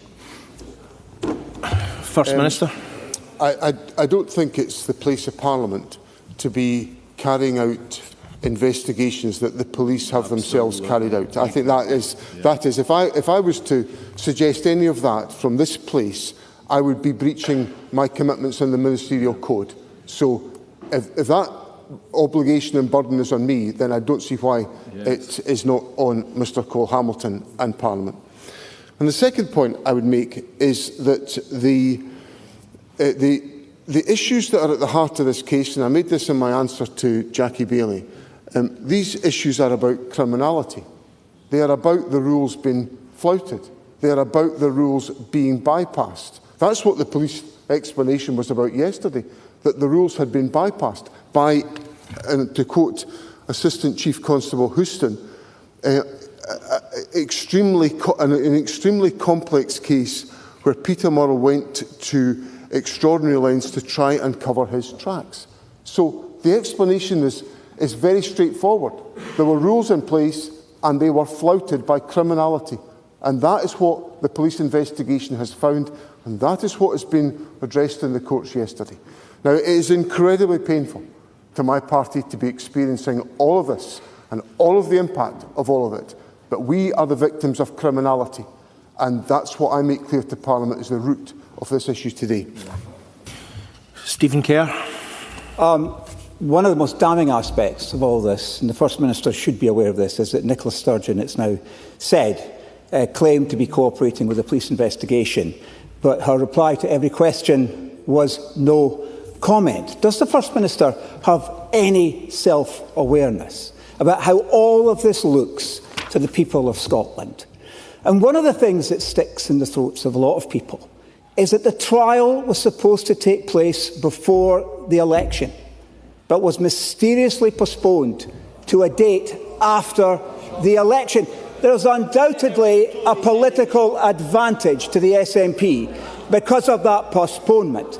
So why was the hearing postponed, and who authorised the date's change of the proceedings? Before the First Minister intervenes, I would remind that the judiciary is independent in Scotland. Presiding Officer, I don't know if Mr Kerr misspoke, but Mr Kerr said the trial was supposed to take place before the election. That is not a truthful statement or an accurate statement. The trial was never scheduled before the election. There was a preliminary hearing in February at which a judge, a member of the Court of Session, agreed to the trial, to the preliminary hearing taking place on the date it took place, which was yesterday. Now, if we as a Parliament, and this is me back to what I said about what Lord Pentland said to the court when I took my oath last Wednesday, if we start second-guessing and pointing the finger, which is what Mr Kerr has just done, pointed the finger at judges exercising their judicial independence, then we are not respecting the independence of the judiciary. And I want to make one thing clear to this Parliament. I will, to my last breath, defend the independence of the judiciary to decide on these issues, because that is the protection for everyone in the face of the rule of law. It's a foundation of our society, and we should dabble with it at our peril in the fashion that Mr Kerr has dabbled with it today.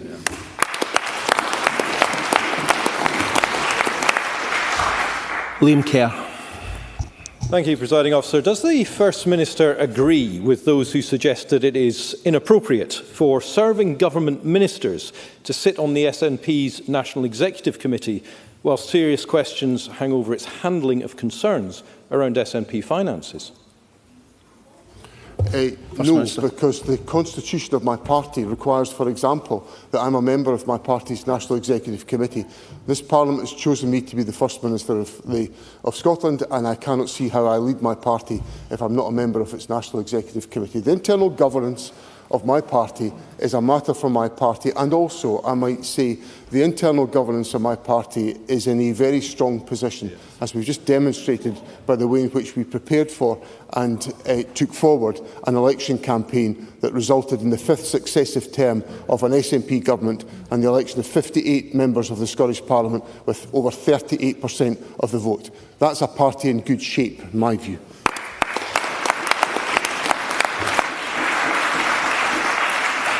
Polly McNeill. I do agree with the First Minister that we should not second-guess the courts. But does the First Minister agree that how such decisions, such as a trial, are made do matter to the public, and how they view all government institutions and decisions that they make, that not only are they fair, but they must be seen to be so? And the legal process may be at its end, but does the First Minister agree that the accountability for what happened in the first place cannot be ended, not just for the sake of party politics or parliamentary politics, but for the sake of all those whistleblowers and people who challenge institutions in the first place, when it's a very hard thing to do? First Minister. Polly McNeill knows the justice system well, because she's a long-serving member of the Criminal Justice Committee of this Parliament. Indeed, she and I served on that committee for 12 months in 2023-24. So she will know that the timetabling of individual cases and the possibility of delay is a very, very regular item in court scheduling and court processes. So this is not, so the point I made to Mr Kerr, where he was completely wrong about what he said, was that the decision to defer the hearing from February until May was not some exceptional incident.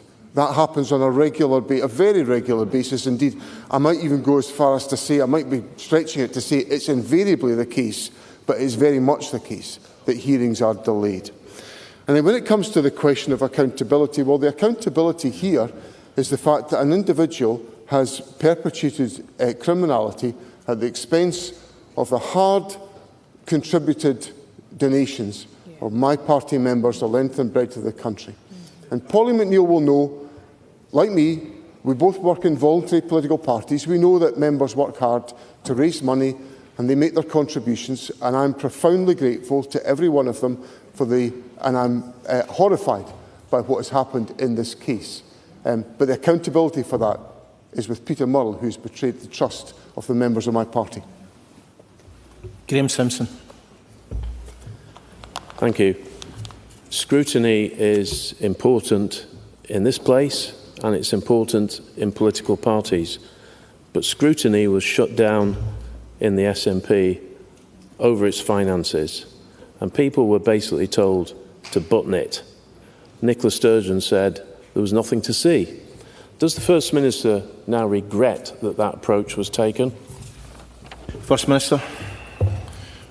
I don't want to sully the atmosphere tonight, but I don't think Reform UK are in the strongest position to challenge me about financial transparency when Nigel Farage is dodging accountability on a £5 million contribution made to him personally, for which he has not made proper accountability. So forgive me for being a little bit sceptical about people who run into the greenhouse throwing stones around on this occasion.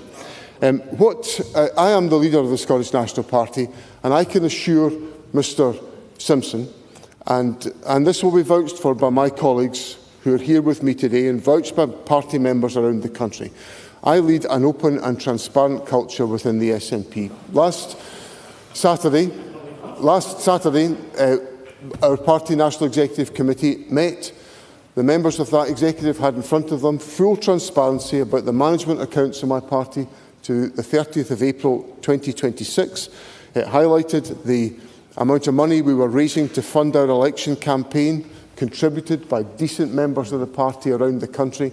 It showed what we were spending our money on to make sure we could have so many SNP MSPs elected to this Parliament, more than any other party in this chamber. So the party's National Executive had a full, open and transparent account of the way in which the party is run under my leadership, and I'm glad that we were able to confidently look back on a successful election that had been well funded by our party members around the country. And Amanda Bland. Thank you, Presiding Officer. I would like to thank the officers involved in Operation Branchform for their integrity and commitment that led to Peter Murrell's admission of guilt early on in the process. Maybe we can all agree that this is a shameful episode in the history of Scottish politics. I ask the Scottish Government, what internal mechanisms have you and plan to put in place to ensure that this never happens again? First Minister. Well, let me associate myself with the point that Amanda Bland has made about the police officers, because they have conducted an investigation which, in collaboration with the Crown, has resulted in a compelling evidence base being made available to in this case, which has resulted in a guilty plea at the earliest and first possible opportunity. In relation to, I'm not quite sure who Amanda Bland is targeting her question at, but what I will say in relation to the two organisations I have the privilege to lead, in the Scottish National Party, we have very stringent financial controls in place, and as I've just recounted to Graeme Simpson, the transparency to match. And in relation to the Scottish Government, we have, of course, the comprehensive range of financial measures in place to guarantee accountability to Parliament and the public. The Government itself is audited by Audit Scotland. All of the issues are discussed and aired openly by the Finance Committee of the Parliament, of which you, Convener, were a very distinguished chair in the last parliamentary session. And I think members of open to scrutiny by members of all political parties. I'm not sure what the composition of the Finance Committee will be, but there is every opportunity for members to scrutinise the public finances of Scotland. And that gives me the opportunity to make it absolutely crystal clear, in case anybody is in any doubt about it, that the issues that affected the court process yesterday affected the funding only of the Scottish National Party and not public funding in relation to the Scottish Government. So it gives me, Amanda Bland's question gives me the opportunity to state that clearly on the record. Thank you, First Minister, and apologies to members who were not called for that urgent question, but it's time to move on to the next item of business, which is consideration of two Parliamentary Bureau motions. I ask Jamie Hepburn on behalf of the Parliamentary Bureau to move motions 149 and 150 on suspension and variation of standing orders. Move, Presiding Officer. The question of these motions were put at decision time, to which we now turn, and there are 6 questions put as a result of today's business. The first question is that Amendment 105.4 in the name of Anna Sarwar, which seeks to amend Motion 105 in the name of John Swinney on Ambitious for Scotland, be agreed. Are we all agreed? We are not agreed, therefore we will move to a vote. There will be a short suspension to allow members to access the digital voting system.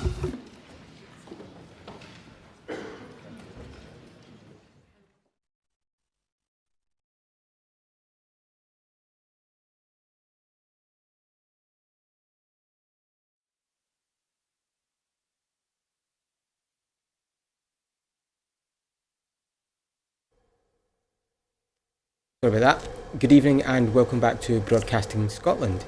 Parliament has just been momentarily suspended while the members vote on amendments to this afternoon's Ambitious for Scotland plan. The plan, delivered by the First Minister, John Swinney, outlined the Scottish Government's ambitions and plans for the next parliamentary session. Items included the cost of living crisis, assistance for the NHS and care staff, and adjustments to the energy sector. The biggest item on the bill, however, was around the Scottish independence issue, with the party attempting to seek a Section 30 order from the UK Government. This order would devolve the power to hold a Scottish independence election, or referendum, to the Scottish Parliament. The power currently sits in Westminster. Amendments were made by the leaders of all major parties, with the exception of Malcolm Offord from Reform UK. Many of these amendments were to challenge the First Minister's intentions, with the exception of the Scottish Greens, whose amendment only added and did not remove from the speech. It is expected that the motion will pass for independence in the seeking of a Section 30 order due to the independence majority provided by the Scottish National Party and the Scottish Greens. Momentarily we will return to Parliament once the suspension has been lifted.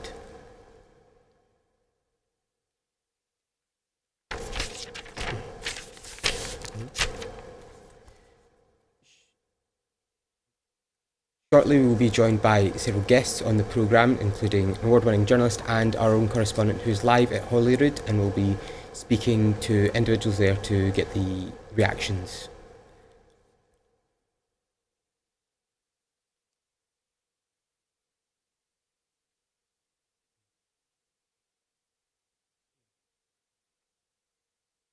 Prior to the speech, a release was made by the Scottish Green Party, in which co-leader Gillian Mackay said that the case for independence will be won when people can clearly see how it can improve everyday life for them and their communities.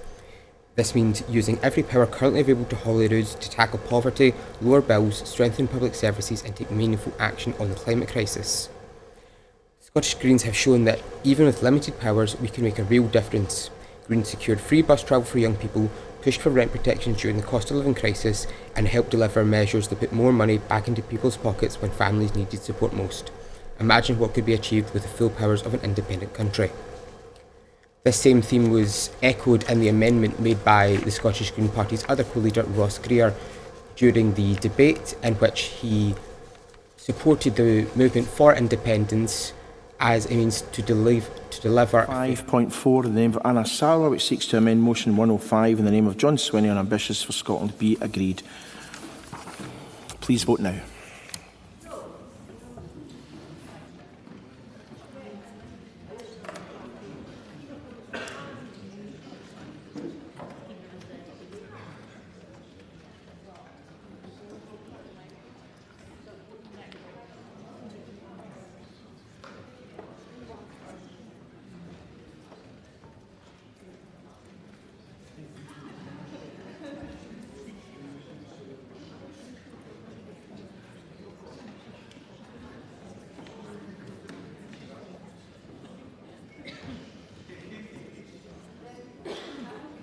The vote is closed.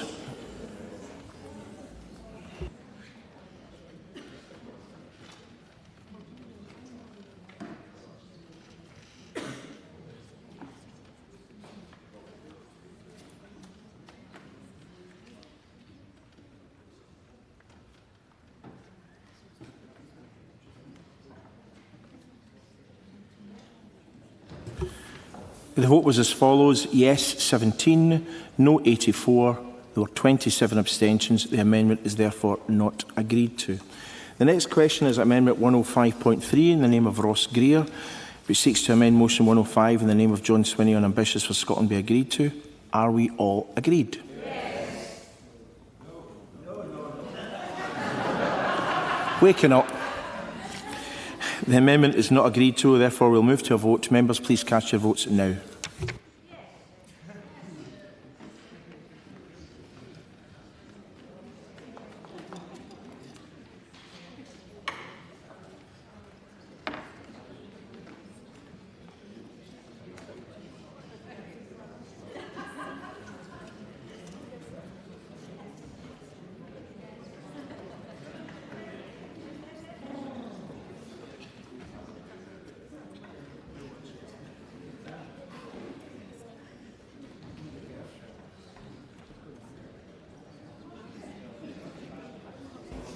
Vote is closed.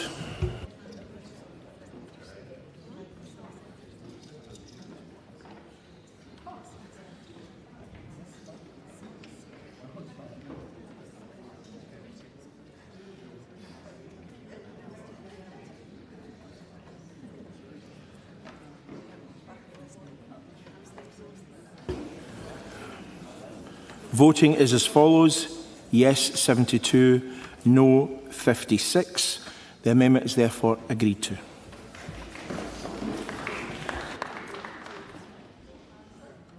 Next question is Amendment 105.2 in the name of Russell Finlay, which seeks to amend Motion 105 in the name of John Swinney on Ambitious for Scotland be agreed to.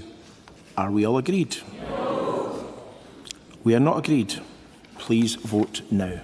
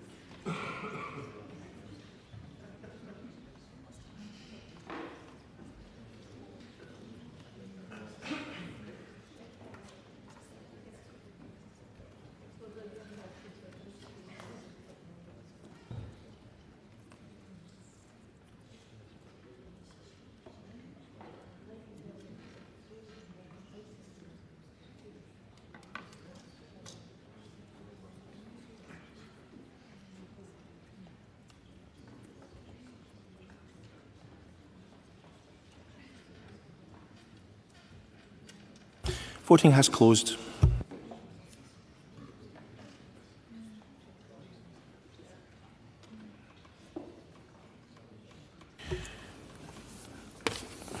They voted as follows: yes 28, no 89, and there were 11 abstentions. The amendment is not agreed to. We therefore move to the next question, which is Amendment 105.1 in the name of Alex Cole-Hamel, which seeks to amend Motion 105 in the name of John Swinney on Ambitious for Scotland to be agreed to. Are we all agreed? No. We are not agreed. We move to the vote.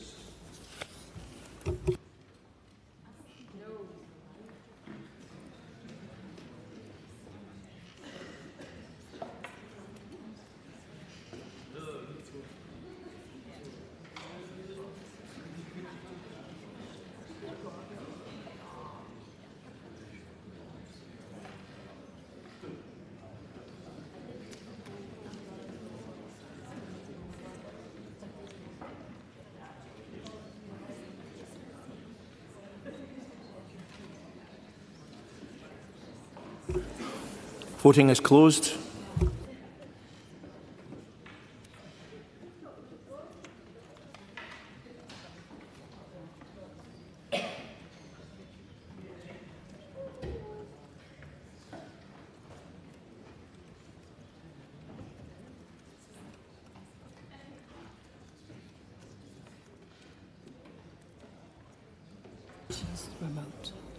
Point of order from Yipe Chow-Turvey.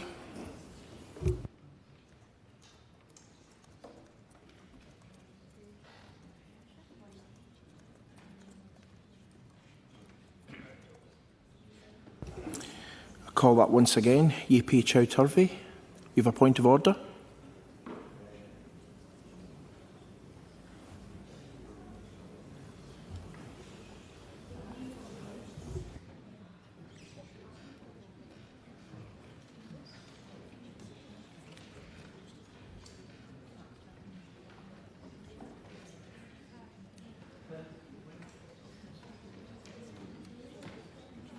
No video or audio, so I'm afraid that vote won't be counted.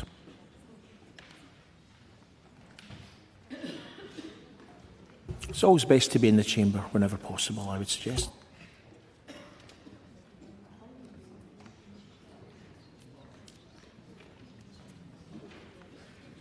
Voting is as follows: yes 9, no 84. There were 34 abstentions. The amendment is not agreed to. The next question, therefore, is at Motion 105 in the name of John Swinney, as amended, on Ambitious for Scotland to be agreed. Are we all agreed? Yes. We are not agreed. Please vote now.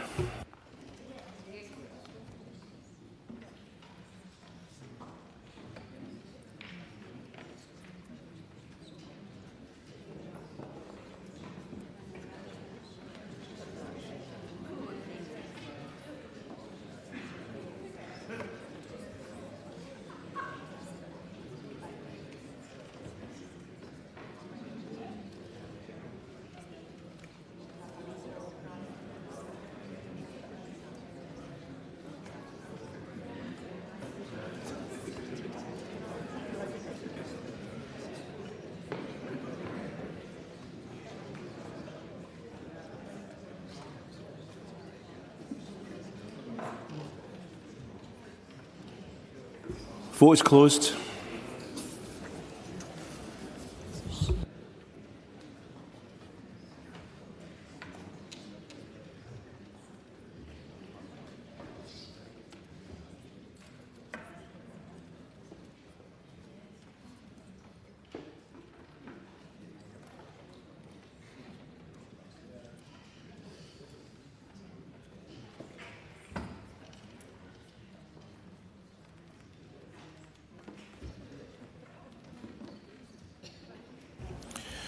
The result of vote on motion 105 in the name of John Swinney as amended is yes 72, no 55. The motion is therefore carried.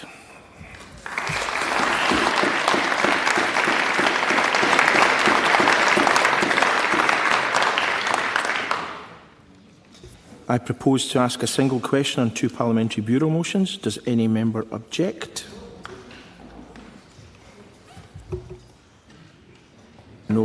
There are no objections. The final question, therefore, is that motions 149 and 150 in the name of Jamie Hepburn on behalf of the Parliamentary Bureau on suspension variation of standing orders be agreed. Are we all agreed? We are.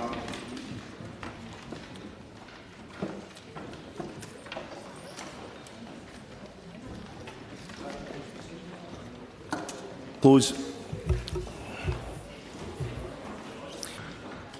decision time. I now close this meeting of Parliament.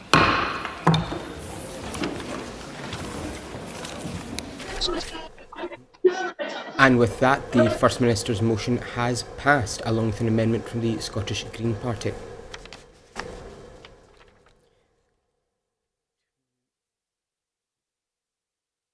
discuss the event today, we will be hopefully going live to our correspondent Isla Barkett, who is outside of Holyrood. Do we have Isla?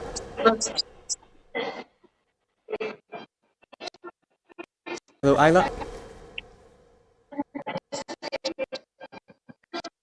Are you hearing me, Isla?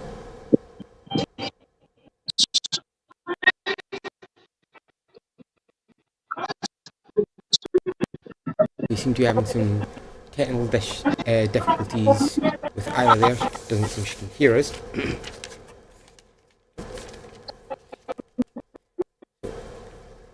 As previously stated, the First Minister's Ambitious for Scotland motion today has been officially passed alongside an amendment from the Scottish Greens Party. That means that the Scottish Government will be seeking a Section 30 order from Westminster to pursue a Scottish independence referendum. If the United Kingdom Government will grant that order, however, remains uncertain. Additional amendments to the statement were made by Anna Sarwar, leader of the Scottish Labour Party, Alex Cole-Hamilton, leader of the Scottish Liberal Democrats, and Russell Finlay, leader of the Scottish Conservative parties. However, none of these motions were agreed to and thus do not affect what was passed.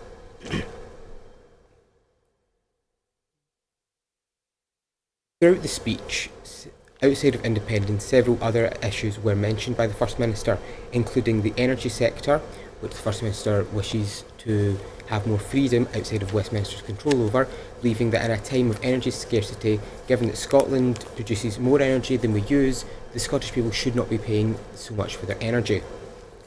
He also mentioned the NHS, highlighting that waiting times have been falling for the past 11 months straight, and that hundreds and thousands of additional appointments have been delivered and will continue to be delivered over the next 100 days. It appears that we are not able to reach our correspondent at Holyrood. might be able to reach her in the future, but for now she's unavailable. Further in the speech, the First Minister highlighted education, speaking on support for classrooms and secondary education, additional apprenticeships and practical education, as well as supporting the ban on mobile phones in schools across Scotland. The housing sector was also mentioned. The Scottish Government has repeatedly attempted to assist the building of homes and in lowering our freezing rents.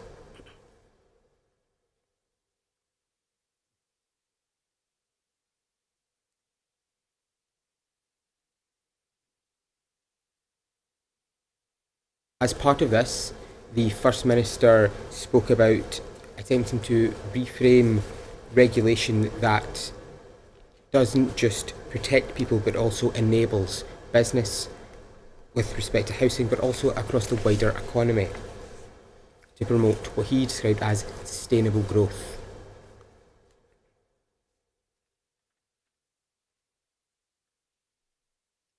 Another point mentioned was childcare. The Scottish Government is putting in a landmark bill to provide up to £10,000 in support to provide free childcare to families across Scotland, as well as increasing the child benefit. That £10,000 figure there, apologies, was regarding housing, with up to £10,000 being provided to first-time buyers to help them get on the housing market.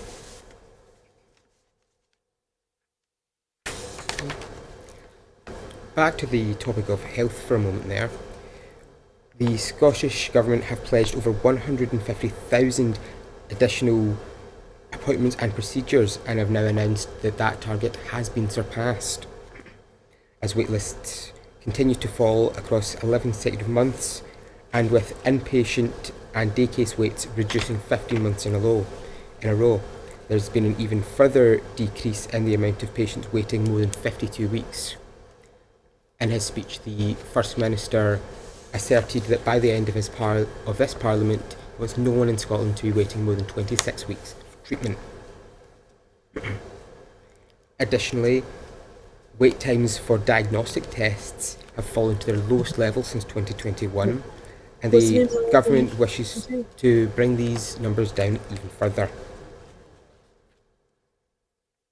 Say it again.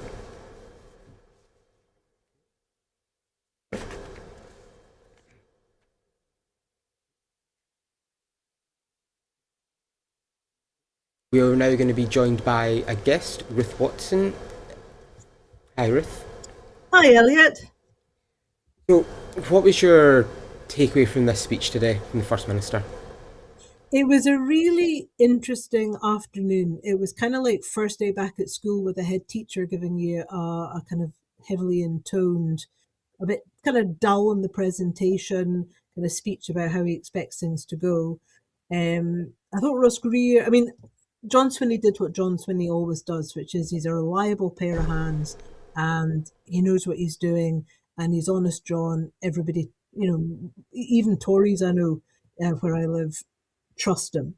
So, he kind of gave a fairly pedestrian speech, but he set out the nuts and bolts, nothing that's going to set the heather on fire. I thought Ross Greer did a much better job of kind of setting out the case and actually sort of having the passion there. I think that's what people want, is a bit of passion. Although, sort of you kind of trust that John will deliver.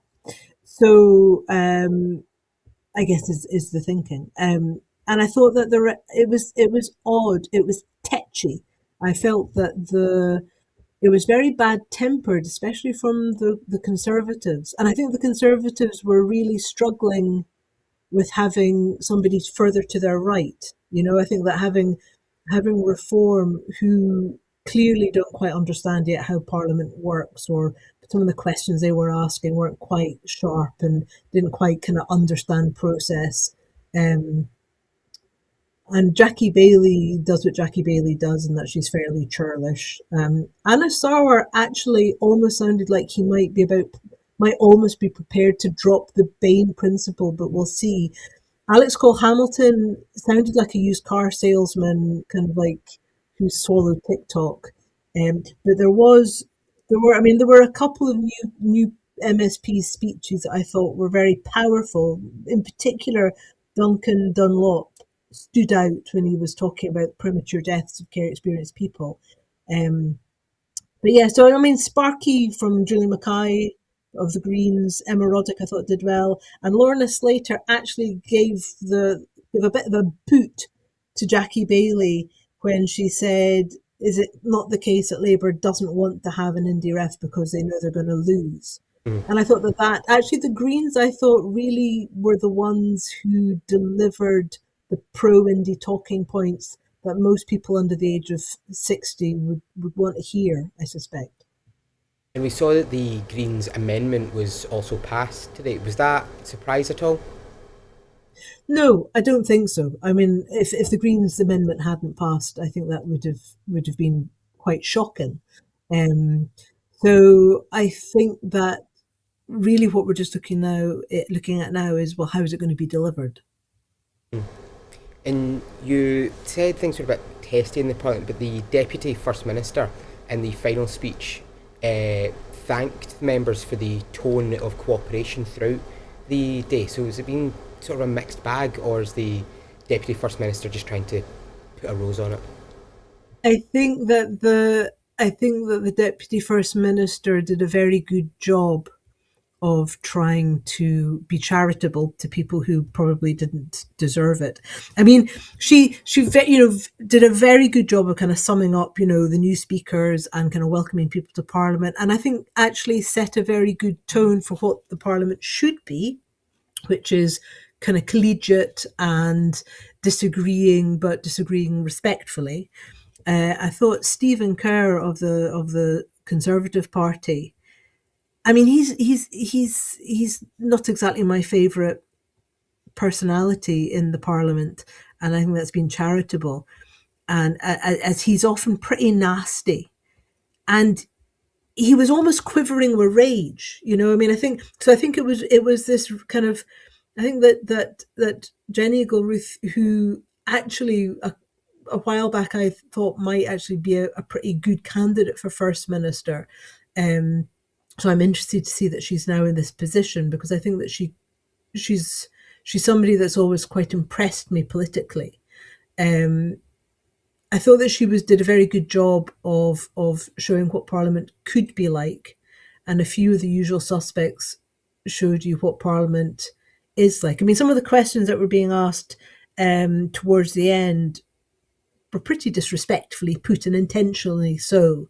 Rachel Hamilton, and there's a bit of nastiness. I mean, I think that the Tories are going to really struggle to shake off the nasty party label, that still there's a whiff about it, and I think it's probably well earned. You mentioned earlier about the Conservatives struggling having someone to the right of them. Do you think the Conservatives just don't really know who they are in this Parliament? No, I think the Conservatives are who they always were. But I think that they looked very uncomfortable. There's no doubt that Malcolm Offord has really deeply wounded, I think, people in the Conservative Party by his defection. And I mean, in some ways, Malcolm Offord, I think, he may well do the Conservatives some good, because he comes across to me as so oily and pompous and sort of pleased with himself that some people in Reform might find him quite off-putting. And I don't know about, I mean, it just seems like the Conservative Party, I mean, maybe you're right. Maybe they don't know who they are, but in more of an existentialist way. I mean, I think that the Conservative Party the Conservative Party has these long roots, but between, I mean, Kemi Badenoch, I mean, who would have her as your UK leader? I mean, she really is just, really doesn't ever strike me as being a serious politician. And I think that the Conservative Party are probably a bit desperate, But my hunch is that if they don't fall down the Murdo Fraser Blue Nose Brigade aspect, if they don't lose themselves to trying to find the worst of the unionist sort of, flute playing, pyre burning elements, which I think Murdo Fraser really encouraged them to go towards, or at least he personally would seem to do. I think if they can move away from that and try and reboot themselves as the safe pair of hands for business and try and appeal back to farmers again, then I think that they may find themselves once more, because they were always kind of like, the party of the Whigs, I mean, they were much more comfortable perhaps in Edwardian Britain. But really, if you've got a bunch of neo-fascists, which quite frankly, Reform UK is kind of dangling towards, I can't speak for the actual individuals in Parliament, but Reform UK, with the light shone upon them, they're shades of Oswald Mosley, surely should lead decent people to move elsewhere. It may be that they already shifted to the Lib Dems. I don't know, but I think it's going to be interesting to watch it evolve, because you've got the Kerrs, one Kerr in Reform and one Kerr not related, I don't think, in the Tories, and both probably equally unpleasant, but in different ways, in my view. That begs the question: is Russell Finlay the man for the job then, of leading a Conservative Party with someone else further to the right? That's a really good question, and I don't know the answer to that, because he strikes me as he bloviates. He doesn't know what, he doesn't have a positive policy. His policies are all stop the SNP, and he always strikes me as kind of, I mean, Rachel Hamilton and he probably make a good tag team in that she'll appeal to the posh Tories and he'll appeal to the aspirant Tories, perhaps, coming from sort of quite different backgrounds politically, I suspect. I mean, but neither of them have anything positive to offer or to say. And I kind of wanted to like Russell Finlay just because he wasn't Murdo Fraser, really. But he doesn't come across as being likable. Anna Sarwar tries to be too likable, and Alec Cole Hamilton, I mean, he actually reminds me of, can't remember the name of it, but if you ever watch Better Call Saul, there was like Saul's kind of boss, and that's what Alex Cole Hamilton reminds me of, just this sort of slightly smarmy, slightly oleaginous, over-prepped, inauthentic type. And Russell Finlay, I mean, that's bizarrely, Alex Cole Hamilton and Anna Sarwar are so PR'd that they managed to make Russell Finlay look authentic by default, just because he hasn't been polished yet. So I don't know if Russell Finlay is the future of the Conservative Party. It's hard to know. I mean, actually, in many ways, and oddly speaking, if we get Scottish independence, it may be the saving of the Conservative Party, because they would be reinvented. Mm-hmm. Do you think that in the event of Scottish independence then, would Reform UK still exist in Scotland? Well, there was the Yes movement worked on a Scottish constitution, and I was part of that meeting when it was the National Yes Network, and there was, I think it was over 80 groups were involved in it before that sort of morphed into Believe in Scotland. But this was a couple of years ago, and we had constitutional experts, and we worked with Mike Russell and Jamie Hepburn was involved, and Tommy Sheppard, I think, as well. So that draft Scottish Constitution is a fine piece of work. I can't take any credit for it because I just voted in the background for things that I agreed with. Other people did the hard work of putting the words together. And it clearly states, I mean, if that's the kind of direction a new Scottish Constitution in an independent Scotland would go down, that is very much the case that all political parties need to be based in Scotland.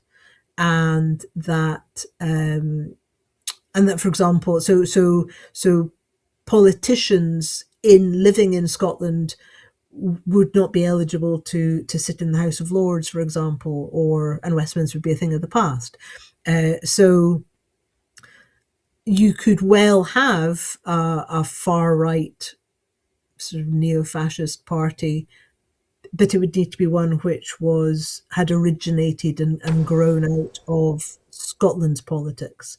And obviously one would like to think that was not the case, but perhaps we would need to have an independent media that was helping to field wider conversations about Scottish society rather than having the remarkable output that we seem to see at the moment, which just seems to normalise fascism. Absolutely. We saw Malcolm Offord speak just after the amendments. Was it a surprise the Reform didn't lodge an official amendment? Of course, Offord... Oh, my goodness. I mean, what a piece of political inadequacy. It was really interesting. I mean, on the one hand, yeah, that's great. They didn't, because they said, well, we don't want to have this conversation. But it really showed a lot of political naivety, and actually perhaps that Lord Offord's pomposity is going to be the downfall of the party. The night of the long knives may be upon him, unless, I mean, given that Reform UK is a private company, maybe Lord Offord's kind of, maybe he's paid for his seat as the boss there in Scotland. I don't know. But it was just so dumb, because it really handed their opposition. I mean, Anna Sauer and Jackie Baillie couldn't believe their luck, sort of being able to point. And the Tories, I mean, they just handed the Conservatives and Labour just like a big balloon to bonk them on the head with, kind of going, you're clowns, what are you doing? Mm-hmm. Offord said it wasn't worth arguing, which is the political equivalent of crossing your arms, going in a huff and taking your ball away. Do you think that's something we're going to see again from Reform throughout this parliamentary session?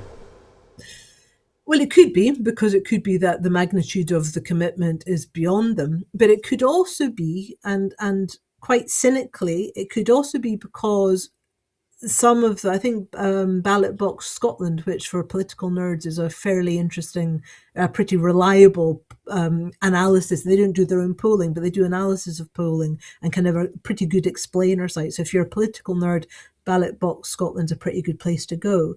But I believe it was there I saw that they said that 40% of Reform UK voters in Scotland say that they support Scottish independence. Mm-hmm. So there may be a more cynical reason why Reform UK did not come out and say anything about it, is that they're trying to ride both sides of the divide. Offord himself described himself as a unionist nationalist. But he's a bit of a plonker, isn't he? I mean, he's it's not to find a point in it. He was harking back to the old days, a fine sort of Whig tradition of saying, I'm a proud Scot, but. Mm-hmm. And I think that was very much in that's the tartan Tory side of things, which is, I mean, the old Tories, to give them what little due they may be due, they were very much of the proud Scots and Scottishness, kind of almost as a throwback to sort of the 1800s when Queen Victoria and sort of came up to Scotland for the big Scotland Regatta. It's almost like the kind of let's get Sir Walter Scott and tartan and let's love all things Scottish.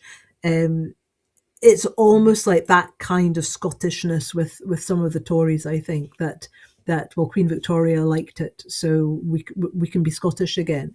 But I think it kind of comes down to, I mean, Lord Offord, I don't think really understands much to do with the real world that most of us inhabit, with his various houses and yachts. And he's got this very good origin story, which obviously, you know, all credit to him, but he's a long way from his roots. And I think that he hasn't quite worked that out yet. So it'll be interesting to see how he manages to try and frame himself as a Farage man of the people type while pocketing his millions. Said there was 40% of voters for reform would support Scottish independence. That's one of the bits of polling. That's one of the bits of polling I've seen, and I believe that was from Ballot Box Scotland. What do you think makes these people vote for reform despite supporting Scottish independence, or are there other priorities that are just much higher? I think the problem is, and I can't speak for a reform voter because I'm probably sort of the far end of very far away from what makes reform voters tick. But from what I understand, many reform voters, it's partly because it's what they see on the telly. And, you know, that's kind of they want to shake things up. They want to do things a bit differently. They're maybe believing the wall-to-wall coverage saying that other people are to blame for the nation's problems, not bad management from London often. They believe a lot of what they see that's being pumped to us, sort of thank you Cambridge Analytica and Elon Musk, about other people being the problem. And generally those other people being foreigners or people who live across the spectrum of the rainbow. So I'm afraid that my perspective on many reform voters and their sort of political analysis is perhaps not charitable.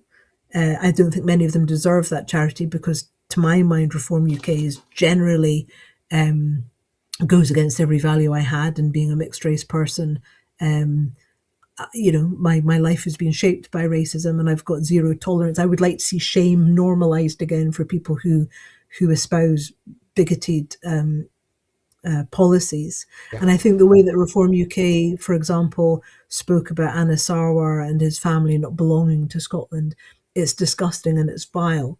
So I can't speak for Reform UK voters, but I do think that the fact that Nigel Farage has a very, very highly disproportionate amount of positive airtime and newspaper coverage, and very, very little, for example, questions about the mysterious 5 million or the money that he made from Brexit, or the fact that, you know, he tried to get a European passport and was disallowed it, and, you know, all these other stories that would, you know, I mean, when you think Diane Abbott of the Labour Party, the newspaper headlines when she drank a can of a canned cocktail on the tube, and there was wall-to-wall headlines about that, and yet Nigel Farage gets very little pushback, and you know, Richard Tice gets very little examination, and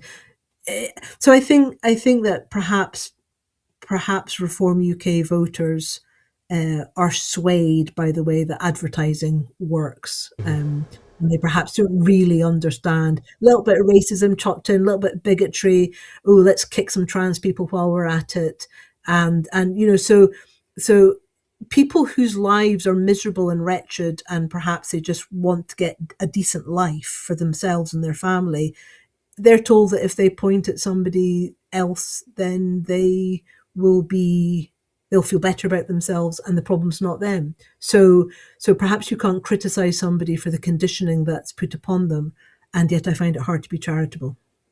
It's also very rich that Reform would, you know, constantly be finding a million scapegoats and dead cats to blame for the country's issues, but then criticises John Swinney for blaming any of Scotland's issues on Westminster. Yes, I think that I think that it is very much like it is deflect, deflect, deflect, but then it doesn't take too much analysis. I mean, you can't. I think that's the thing, is that once you shine the light of logic upon it, it falls apart. Absolutely. And John Swinney, when a member of Reform questioned about the embezzlement scandal with Peter Murrell, he just retorted saying, "Find it a bit rich coming from Reform UK with Nigel Farage's finances." You know, there seems to be almost just around the entire Scottish Parliament, just everyone refusing to entertain reform, at least at this point. Yes, and quite right too. You know, because I mean, it's in the same way that Oswald Mosley should not have been, you know, entertained. It's if we're all Jock Tamson's bairns, and if you're coming for one of our bairns, then you don't deserve to be treated with a warm welcome. And I think that John Swinney has shown good leadership in that respect. Do you think this sort of phalanx will hold through the duration of this parliamentary session, or as time goes on, will people sort of just soften on reform, or at least just not care enough about them anymore? I hope we never normalise hate. I think we need to make shame normal again. And I don't think that Reform UK should be given the time of day. People voted for them, and they deserve to be in the Parliament because people voted for them. But they are, to sum it up, they're a basket of deplorables, I think, as somebody once said of MAGA. And I think back to what the Deputy First Minister said about, you know, encouraging positivity and cooperation. They really seem to be trying to push that just now, almost as a passive-aggressive attack on reform. Well, I think it's also a passive-aggressive attack on Labour, because the Bain principle is, I think it's a challenge to Labour. I think they're challenging Anna Sarwar to do things differently, because the Bain principle, which is that regardless of whether Labour agrees with policies or not, they will disagree because it's the SNP putting it forward, I think is an absolutely scandalous piece of sabotage to the way in which the Parliament is supposed to function. It's supposed to function that you find common ground. And I think that there has been a spoiler tactic right from the get-go with Labour to try and stop the Scottish Parliament from functioning in the way that it's supposed to. And the Scottish people are suffering as a result. I mean, often when you go into sort of the different committees, that's where the real job is done and where some good work is done cross-party and cross-parliamentary parties, and that's the way it should be. So perhaps it's also a way of trying to highlight to the Labour Party that they are hemorrhaging votes, they are hemorrhaging support, and perhaps the way to get support back is to stop playing at politics and start working at politics and working for the people of Scotland. And it does also seem that the people of Scotland are a bit sick of that, as well as highlighted a couple of times tonight, that the two parties that were willing to work with the SNP in the previous Parliament, the Scottish Greens and the Liberal Democrats, were the parties to make the most gains. Yeah, because people aren't stupid. People can see that our lives are getting harder and we want grown-ups who are going to work to make our lives better. Hopefully that spirit and that cooperation can continue throughout the entire parliamentary term. Well, and bring on Indy. Just before we wrap up this evening, we've had a comment from the First Minister following the passage of his statement. The statement reads, "Tonight, the democratically elected Parliament of Scotland has spoken. The largest number of pro-independence MSPs in history has voted to support the call for powers to hold a referendum on Scottish independence to be devolved to the Scottish Parliament. Today is the start of a process that I believe will lead Westminster to a yes to a referendum and Scotland to a yes to independence. With polling now showing support for Scottish independence in the majority, and with First Ministers in Scotland, Northern Ireland and Wales all committed to independence, it is clear that people across these islands are looking at the damage of Westminster control and voting with their feet. The Scottish Government is overwhelmingly focused on tackling the cost of living and improving our NHS. And that is precisely why we are so determined to secure the powers of Scottish independence. With our future economic prosperity underpinned by rejoining the EU and by putting Scotland's vast energy wealth in the hands of Scotland's people, we can deliver the best possible future for Scotland, and that is the future I am determined to deliver. What do you make of that statement, Ruth? Bring it on. I mean, I think it's right. I went from no to yes about a week before the referendum in 2014. I couldn't vote because I was living overseas at the time, but I've come back now, and that means that there's literally 5 people in my family that have, you know, that would vote for Scottish independence now. You know, my kids weren't old enough. Not one of them was old enough to vote, and they're all old enough to vote. And you know, one of my daughters is out on a university trip at the moment, and sent me a message within about 5 minutes of going on the bus. To say everybody wants Scottish independence and back in Europe. So I think that the generation has passed, you know, even though that was just a throwaway comment, it was a silly throwaway comment to make at the time. But it was interesting to me watching the unionist politicians, the British nationalist politicians, trying desperately and sounding more and more hollow, really, in their arguments. Even they didn't sound like they believed it when they were talking about sort of now not being the time. So I mean, especially as there's more talk building coming out of London about, you know, greater ties with Europe, and I think that they know that that's not going to wash. That kind of that very tired argument now. I think the Celtic alliance with Northern Ireland and Wales, all talking about independence or you know, reunification in terms of Northern Ireland.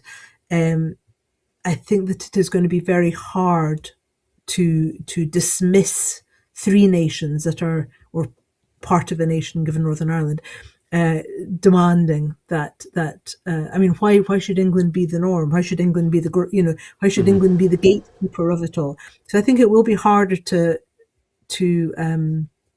dismiss that. I think the really key point now, and one of the, I think it was Russell Finlay said, if you want independence so much, why haven't you been building support for independence?